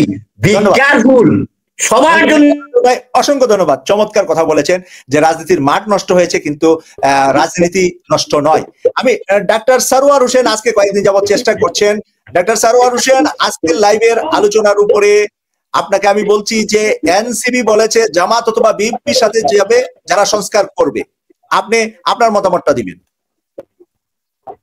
ডাক্তার সারোয়ার হোসেন, না ওনার নেট প্রবলেম হয়, উনি প্রতিদিনই ট্রাই করে কথা বলতে পারে না। আমরা আজকে দর্শকদের গ্যালারিতে এখন আমরা শেষ করছি। আমরা ইঞ্জিনিয়ার মোরসাল হোসেন জয়, জামাতের সরাসরি যিনি সিরাজগঞ্জ থেকে কাজ করেন এবং ঢাকায় উনি ইঞ্জিনিয়ার হিসাবে জব করেন। আমি মোরসাল হোসেন জয়, এতক্ষণ যে সকল দর্শকদের কথা শুনছেন সেখান থেকে আপনার জন্য 5 মিনিট সময়। আসসালামু আলাইকুম ভাই, ধন্যবাদ আপনাকে পরিচালক মাসুদ ভাই, আর যুক্ত আছেন অতিথি মেজর ইমরান ভাই। দেখেন, আমি 5 মিনিট লাগবে না, আমাদের জুলাই সনদ নেব ভাই। জুলাই সনদটা কেন আগে দরকার? আমরা তো ভাই দেখেছি 1975 সালে 15ই আগস্ট মেজর ডালিমকে কেউ বাঁচায় নাই, মেজর মাজেদকে কেউ বাঁচায় নাই, ফজলুল হুদাকে তো কেউ বাঁচাইতে পারে নাই। এদের যে ফাঁসি হলো ভাই, ফাঁসিটা কে দিল? এর জন্য দায়ী সম্পূর্ণ বিএনপি।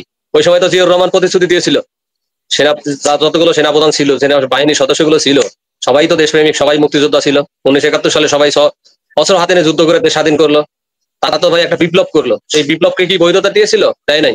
মেজর জিয়া যদি ওই সময় দিত, তাহলে এই মেজর ফজলুল হুদাকে শেখ হাসিনা জবাই করতে পারতো না, মেজর মাজেদকে ফাঁসি দিতে পারতো না, মেজর ডালিমকে দেশ ছাড়া হতে হতো না। এখন কোথায় আছে তার স্থান বলা যায় না, সে কোথায় আছে, তার জীবন নাশের একটা হুমকি থেকে যায় তার স্থান বললে। এই জন্য আমাদের জুলাই সনদ দরকার। কারণ এই জুলাই সনদ যদি না হয়, সত্যিকার আইনি ভিত্তি না দিতে পারেন, সংবিধানে সংযুক্ত না করা যায়, তাহলে ভাই প্রত্যেকের একই অবস্থা হবে। এই বিএনপি যদি বাই চান্স ক্ষমতায় যায়, বিএনপি রাই করবে। কারণ দেখেন না এখন কি শুরু করছে, বিএনপি যে মনোনয়ন দিয়েছে, এই মনোনয়ন দিয়ে আমি আল্লাহ শুকরিয়া আদায় করি। এই জন্য মনোনয়ন দেওয়ার পরে আমরা দেখতে পাচ্ছি কতগুলো স্বৈরাচারের দোসর তারা মনোনয়ন দিয়েছে। শেখ হাসিনার সাথে ছবি, সুপুর সাথে ছবি, একের পর এক সবগুলো ফাঁস হইতেছে। তাদের আসে জন্য মানে চোর ঠিকই ধরা পড়তেছে। এই জন্য ভাই জুলাই সনদ আগে দরকার, গণভোট আগে দরকার, জনগণের রায় দরকার। কারণ যদি আপনি সংসদ নির্বাচন করেন ওই একই দিনে যদি করে, আর এই আমাদের ধ্বজভাঙ্গা সরকার যদি মেনে নেয়, এই জন্যই বলতে হয় ধ্বজভাঙ্গা। আমরা অনেক স্বপ্ন দেখছিলাম, আমাদের স্বপ্নগুলো ওরা কিচ্ছু করতে পারেনি। আরে ভাই বিএনপির কেন কথা শুনতে হবে, কেন জামাতের কথা শুনতে হবে? 18 জুলাই বিএনপি কি বলছে, মির্জা ফখরুল সাহেব কি বলছে আমরা জানি না। উনি তো নিজে বলছে এই আন্দোলন শুধু ছাত্রদের, উনি তো দায়ভার ছাত্রদের দিছে। তাহলে ওনার এত কথা কেন থাকবে, তারিখের কথা কেন থাকবে? ওনারা তো নিজেরা স্বীকার করছে যে এই আন্দোলনের সাথে আমরা জড়িত না, সম্পূর্ণ এই আন্দোলনের সাথে জড়িত ছাত্র। কিন্তু জামাত সংহতি জানাইছে, জামাতের সেক্রেটারি জেনারেল উনি বলেছে যে হ্যাঁ আন্দোলনের সাথে আমরা সমর্থন করি। তাহলে এই দায়ভার তো ছাত্রদের 1 নম্বরে, দ্বিতীয় জামাতের। এই জুলাইয়ের এই হাসিনার পতনের আন্দোলনে, স্বৈরাচার পতনের আন্দোলনে, তাহলে এই বিপ্লবে যারা হয়েছে প্রত্যেকের ফাঁসি হবে। সেই ফাঁসির লিস্টে তো ভাই আমিও আছি। কারণ আমি তো ভারত বিরোধী, বাংলাদেশ ভারত বিরোধী মানেই তার বেঁচে থাকার অধিকার নেই বাংলাদেশে। তাহলে তারা যে জুলাই সনদ চায় না, তারা যে আমরা তো বুঝি, তারা ওই একই দিনে করলে কোন রকম করে যদি বিএনপি ক্ষমতায় যায়, যেই 24-এ যা হয়েছে এগুলো তারা মানবে না। তারা ওই 15 আগস্টে চলে যাবে, 75 সালে 15 আগস্টের আবার ওই পুরনো রূপে তারা চলে যাবে। খালেদা জিয়া যেমন সবাইকে জেলে ঢুকাইতে চলে গেছিল, শেখ হাসিনা এসে সবাইকে মারছে, আমাদের একই অবস্থা তাই হবে ভাই। যদি এই জুলাই এই সরকার যদি কোমর সোজা করে শক্ত করে কাজ না করে, কোন দল কি চাইলে এটা তো দেখার দরকার নাই। আপনি তো প্রথম দিনে সেই শাহজালাল আন্তর্জাতিক বিমানবন্দরে নেমে তো আপনি বলছিলেন, ডক্টর ইউনূস সরকার তো নিজে বলছিল আমি কাজ করতে আসছি, কাজ করতে দিলে কাজ করবো, না হলে চলে যাবো। আপনাকে যদি কাজ করতে না দেয়, আপনি জাতির সাথে প্রকাশ করেন, জাতির সামনে প্রকাশ করেন আমাকে এরা কাজ করতে দেয় না, জামাত কাজ করতে দেয় না, এনসিপি কাজ করতে দেয় না, কি বিএনপি কাজ করতে দেয় না, আপনি প্রকাশ করেন। আপনি নিজে বলছেন কাজ করতে দিলে থাকবো, না দিলে থাকবো না, চলে যাবো। তাহলে আপনি চলে যান, সমস্যা নাই, আপনি বলেতে চলে যান, জাতির কাছে বলেতে চলে যান যে কাজ করতে দেয় না, এরা কাজ করতে দেয় না, বাস। আমি এটাকে অনেক বড় একটা নেতাকে বলছিলাম যারা ঐক্যমতে ছিল, যে লিখিত আকারে আপনারা বলবেন, লিখিত আকারে এই সরকার প্রকাশ করবে এই কাজগুলো এই দল করতে দেয় না। জনগণ জানি, জনগণের জানা দরকার ভাই। আমরা একটা প্লেট, বাংলাদেশ মনে করেন একটা প্লেট, এই প্লেটটাকে রক্ষা করার জন্য কতবার জীবন দিতে হবে মানুষকে। 1971 সালে জীবন দিল, 75-এ বিপ্লব হইল, শহীদ জিয়া মারা গেল, 90 সালে আন্দোলন হইল, 24-এ এসে নিজের একটা দেশ রক্ষা করার জন্য প্রায় 3000 লোকের জীবন দিতে হইলো। আর কত রক্ত দিতে হবে? আগামীতে যদি এরকম কোনো যদি ভিত্তি না থাকে, এই 24-এর আন্দোলনের যদি বৈধতা না দেয়, আমরা তো দেখতে পাইছি যারা এই 24-এর আন্দোলন মানে না, বিএনপি তাদেরকে মনোনয়ন দিয়েছে। কারণ আমাদের সিরাজগঞ্জে এক বাটপার আছে, তারে দিছে, পাবনার এক বাটপারে দিছে, কিশোরগঞ্জের এক বাটপারে দিছে। এগুলো বলতে মানে নিজের কাছে কষ্ট লাগে, এই জন্যই কথাগুলো বলতে হচ্ছে। আমাদের সিরাজগঞ্জে একজনকে দিছে না, টুকু সাহেবরে দিছে, হাবিব সাহেবরে দিছে, আবার আমার কিশোরগঞ্জে আপনার ইয়ারে দিছে, ফদা বাংলারে দিছে, সবাই বলে ফদা বাংলা, তারে দিছে। এরকম অসংখ্য ভাবে না। আপনি দেখলেন এই এখন অনলাইনে সব খবর বেরো যেতেছে, কে কি সবার বায়োডাটা আসতেছে। আরেকটা কথা হলো ভাই, এনসিপি ভাই নিজের দোষে নিজে মরছে। ওনারা আমাদের সিরাজগঞ্জে সরকারি কলেজ মাঠে যারা অনুষ্ঠান করছে ভাই, মানে জানেন, আমি ফাঁস করে দেই, তাহলে বলা উচিত না, তারপরে বলি, পুরো দায়িত্ব পালন করছে আমাদের সিরাজগঞ্জ জেলা শিবিরের সভাপতি। বেটা তুমি যে কথা বলো, তোমার অনুষ্ঠান করে কি? তোমার অনুষ্ঠানে দেখুন 500 লোক হয় না, কেন হয় না? তুমি আরেকজনে আমার মাথার উপরে কাঁঠাল ভাঙ্গে খাবা, আবার আমি আঠা ভরবো আমার শরীরে, আমি সেটা বললেই তোমার চুল কবে? এটা তো ঠিক না। তুমি সিরাজগঞ্জ যে সমাবেশ করছে সরকারি কলেজে, পুরো দায়িত্ব পালন করছে আমাদের সেই জেলা ছাত্র শিবিরের সভাপতি। কোথা থেকে টাকা আসবে, কতজন লোক হবে, কোথা থেকে লোক আসবে, পুরো দায়িত্ব পালন করছে। তুমি তার পিছনে কাটি মারবে, হবে নাকি? সিরাজগঞ্জে তারপরে একটা এনসিপি একটা মেম্বার হতে পারবে না। আমার সিরাজগঞ্জ জেলায় আমি চ্যালেঞ্জ দিতে পারি, এনসিপি আগামী 50 বছরে একটা ওয়ার্ডের মেম্বার বানাইতে পারবে না। আর আমি মোর সাথে নিজে ভোট দিব না এবং তার বিরুদ্ধে কাজ করবো। কারণ আমরা তো অনেক আশা দেখছিলাম যে এরা অনেক কিছু করবে। ওনাদের চালচলন, কথাবার্তা স্টাইল দেখছেন, আজকে বিএনপির সাথে, কালকে জামাতের সাথে, তারপরে দিন ওর পিছনে কাঠি মারে, যেমন বিপি নুরের মতো। বিএনপি পিটাইলো, টাকা আইসা জামাতের পায়ে ধরলো। এখন মনে করেন জামাত বিএনপি 2টা সিট দিব দয়া দক্ষিণে, মানে দয়া দক্ষিণে সারা যারা এমপি হতে পারবে না, আমি মনে করি জামাত বিএনপির এদেরকে নেওয়া দরকার না। দয়া দক্ষিণ হলো মুসলমানের দয়া, আর হিন্দুদের দক্ষিণে, এরা সারা যারা এমপি হতে পারবে না, এদেরকে নেওয়ার কোনো প্রয়োজন নাই। জামাত বিএনপি একা মাঠে কাজ করি সুষ্ঠুভাবে, এবং বিএনপি সংস্কার করার দরকার ছিল, তাদের দল সংস্কার করতে পারে নাই। যেমন আমার এলাকায় একটা ওয়ার্ড কমিটি করতে গিয়ে করতে পারে নাই, দাওয়া দিচ্ছে 2 গ্রুপ, পরে ওটা বন্ধ হয়ে গেছে আমার এলাকাতে, আমার নিজ জন্মস্থানে করতে পারে নাই। বিএনপি নিজের দল সংস্কার করতে পারে না, সংসদ সংস্কার করবে কিভাবে ভাই? ওনারা সংসদও সংস্কার করতে পারে না। কারণ আমার আর প্রত্যেকটা দলে দেখেন, শেষ করে দেই ভাই, আমাদের সবাই বলি, আমিও বলি যে সরকারের স্বৈরাচার আছে ভাই, এটা আমাদেরই ভুল হয়। কারণ আমরা নিজেরা কি স্বৈরাচার মুক্ত হতে পারছি? আমার এলাকাতেই দেখতে পাবো যে সব দলেই ওই আওয়ামী লীগের দোসর গুলোরে নিয়ে গুটু মিটিং করে, রাত্রে করে বিএনপির সাথে মিটিং, দিনে করে জামাতের সাথে মিটিং, বিকেল বেলা যায় করে জাতীয় পার্টির সাথে মিটিং। মানে তো আমরা নিজেরাই যদি স্বৈরাচারের দোষর মুক্ত না হতে পারি, সরকারকে অত দোষ দিয়েও লাভ নাই। এই জন্য আমাদের নিজেরা যদি সমস্যা না হয়, আর আগামীতে নির্বাচনে ভাই, নির্বাচনের একটা কথা বলে যাই, আগামী নির্বাচন এই সরকার যেদিনই করি, আপনারা ভাই আপনার মিডিয়া ওই দিনকে সারা বাংলাদেশে খোলা রাখবেন, সবাইকে একদিনের নির্বাচন পরিচালনা আপনি প্রচারের জন্য অ্যাডমিন করবেন। নির্বাচনে ভাই দেখতে পাবেন যে এবার নির্বাচন প্রশাসন যদি মাথা নত করে, একটা বাহিনী থাকবে তারা মাথা নত করবে না। নির্বাচনের মতোই হবে। সেই যুগ ভুলে বিএনপিকে অন্ততপক্ষে নির্বাচনের দিন মাঠে নামতে হবে। অসংখ্য মানুষ আছে যারা কাফনের কাপড় ঘুরে মাঠে নামবো শুধু নির্বাচন সুষ্ঠু করার জন্য, ভোট কুতানোর জন্য না। যেমন আমার স্বাস্থ্য মৌলানা রফিকুল ইসলাম খান, ওনার জন্য আমি নিজে ওনাকে বলছি আপনার জন্য ভোট একটা গুতাইতে যাবো না, কিন্তু ভোট সুষ্ঠু করার দায়িত্ব যদি আপনি দেন আমরা পালন করবো, প্রয়োজনে জীবন দেবো, কিন্তু ভোট কারো আমি গুতাবো বা আমার জামাত শিবিরের লোক ভোট গুতাইবে এই সুযোগ পাবে না, বিএনপির লোক দখল করার সুযোগ পাবে না। কিন্তু ভোট সুষ্ঠু হবে। অনেকে ভয় পায়, ভয়ের কারণ নাই। আগামী নির্বাচন যেদিনই হোক, যখনই হোক, প্রশাসন যদি মাথা নত করে, ওই লন্ডন গিয়ে সেজদা দেয়, ভাই আমরা কারো কাছে সেজদা দিব না, আমরা জনগণের ভোট সুষ্ঠুভাবে আদায় করে নেব। এতে যা করা দরকার ইনশাল্লাহ আপনারা ওই ভোটের দিন দেখতে পাবেন। এগুলো আসলে মিডিয়ার এসে বলা উচিত না, সময় মতো আপনারা ইনশাল্লাহ দেখতে পাবেন ভোট কিভাবে সুষ্ঠু হবে। আপনাদের প্রস্তুতি ইনশাল্লাহ আপনারা সেটা বুঝতে পারবেন যে ভোট কিভাবে সুষ্ঠু হবে। আমাদের আইডিয়া আছে, জনগণ ভোট দিবে, মানে আমাদের ওই সময় আপনারা দেখতে পাবেন যে জনগণ সুষ্ঠুভাবে ভোট দিতেছে। কারণ আগামী ভোট হবে একটা ঈদের মতো, ওই গরু ছাগল ভোট কেন্দ্রে থাকবে না, কুকুর বিড়ালও ভোট কেন্দ্রে থাকবে না, ভোট কেন্দ্রে ভোটার যাবে, ভোট দিবে, কেউ চোখ তুলে তাকানোর সাহস পাবে না। কারণ আমি একটা অনুষ্ঠানে, আমি মহিলাদের একটা অনুষ্ঠানে বলেছি, ভোট কেন্দ্রে যাবেন সেই জুতো পরে যে জুতো সহজে খোলা যায়। মহিলাদের বলছি ভোট কেন্দ্রে যাবেন ওই জুতো পরে যে জুতো সহজে খোলা যায়। আর সেখানে যদি আমিও হই, একবার জায়গা মতো প্রয়োগ করবেন, কেউ কিছু বলা সাহস পাবে। পরিবেশটা ইনশাল্লাহ ওইরকমই থাকবে, যে যত চাপাই ফিটিক আর যে যত হকারি করিক কোনো লাভ নাই। লন্ডন শেষ জাতি আর ভারত শেষ জাতি, এটা ভাই আগামী নির্বাচনে খেলা হবে ভারতের আর মুসলমান, বাংলাদেশে খেলা হবে ভারতের আর মুসলমান আগামী নির্বাচনে। আর শেষে একটা কথা বলে যাই ভাই, আপনার মিডিয়াতে আমি গতকালকে বলার ইচ্ছা ছিল কিন্তু বলতে পারি নাই, শেষে বলে যাই, তারা বলে দর্শক ঘুমের থেকে জায়গা ওইটা আরো বাড়তেছে, মানে দর্শক আরো আমি শেষে একটা কথা বলে যাই ভাই, জামাত নিয়ে একটা কথা বলে যাই, ইনফরমেশন গুলা স্বাভাবিক ভাবে পায় না। আপনি কিছু কথা যে বলছেন লাস্টে, এগুলা দর্শকের খুব ইনশাল্লাহ আগামীতে ভয়ের কোনো কারণ নাই, বুঝছেন। ওই হ্যারাম বাংলাদেশে কারো হয় নাই, আগামী নির্বাচনে যারা কাজ করবে তাদের সামনে গিয়ে দাঁড়ায় কিছু বলতে পারে, ওই শক্তি কারো হবে না। যে যত শক্তিশালী দেখে যে নির্বাচন এই হবে সেই হবে। আপনারা বললাম তো এই জন্য মিডিয়া, আপনি বাংলাদেশের প্রত্যেকটা জেলাতে অ্যাডমিন করে আপনি পরিচালনা ক্যামেরা রাখবেন, ইনশাল্লাহ দেখতে পাবেন যে নির্বাচন কিভাবে হয়। আর শেষ একটা কথা বলে আমি বিদায় নেই, জামাত ভাই আমি শেষ করে দেবো। আর শেষ একটা কথা বলে দেয়, যেটা আপনার মিডিয়ায় বেশ কিছুদিন কিছু দর্শক অতিথি বলছে জামাতকে নিয়ে, জামাত হিন্দুদেরকে টানছে। ভাই একটা জিনিস আপনি চিন্তা করেন, মিয়া গোলাম পরওয়ার ওনার 60% ভোটার হিন্দু, তাহলে আপনি কাকে নিয়ে নির্বাচন করবেন? আল্লামা দেলোয়ার হোসেন সাইদি ওনার 3টে ইউনিয়নে 80% ভোটার হিন্দু, তাহলে আপনি কার ভোট নিয়ে এমপি হবেন? আল্লামা দেলোয়ার হোসেন সাইদি উনি নিজে স্বীকার করছে, সংসদে স্বীকার করছে উনি হিন্দুর ভোট ছাড়া এমপি হতে পারেন। তাহলে ভাই আপনি এই জাস্ট উদাহরণ এই জন্য দিলাম, যেসব দর্শক শুনতেছে ওনাদের মাথায় একটু ঢুকি, যে নির্বাচন করতে হলে ভাই ভোটের যুদ্ধে আমি যত মুসাফিরি হই, আমার একটা ভোটের যে মূল্য আর একজন নেশা করে ওর ভোটের মূল্য এক। ভাই ভোটের রাজনীতিতে ভোটের মূল্য এক, হিন্দুর ভোটও লাগবে, খ্রিস্টানের ভোটও লাগবে। আমার আসলে তো ওই 60% হিন্দু এলাকা থেকে একবার এমপি হয়েছে না, উনি এমপি হয়েছে 2001 সালে উনি এমপি হয়েছে। তাহলে ভাই কার ভোটে এমপি হয়েছে? উনি তো হিন্দুর ভোটে এমপি হয়েছে।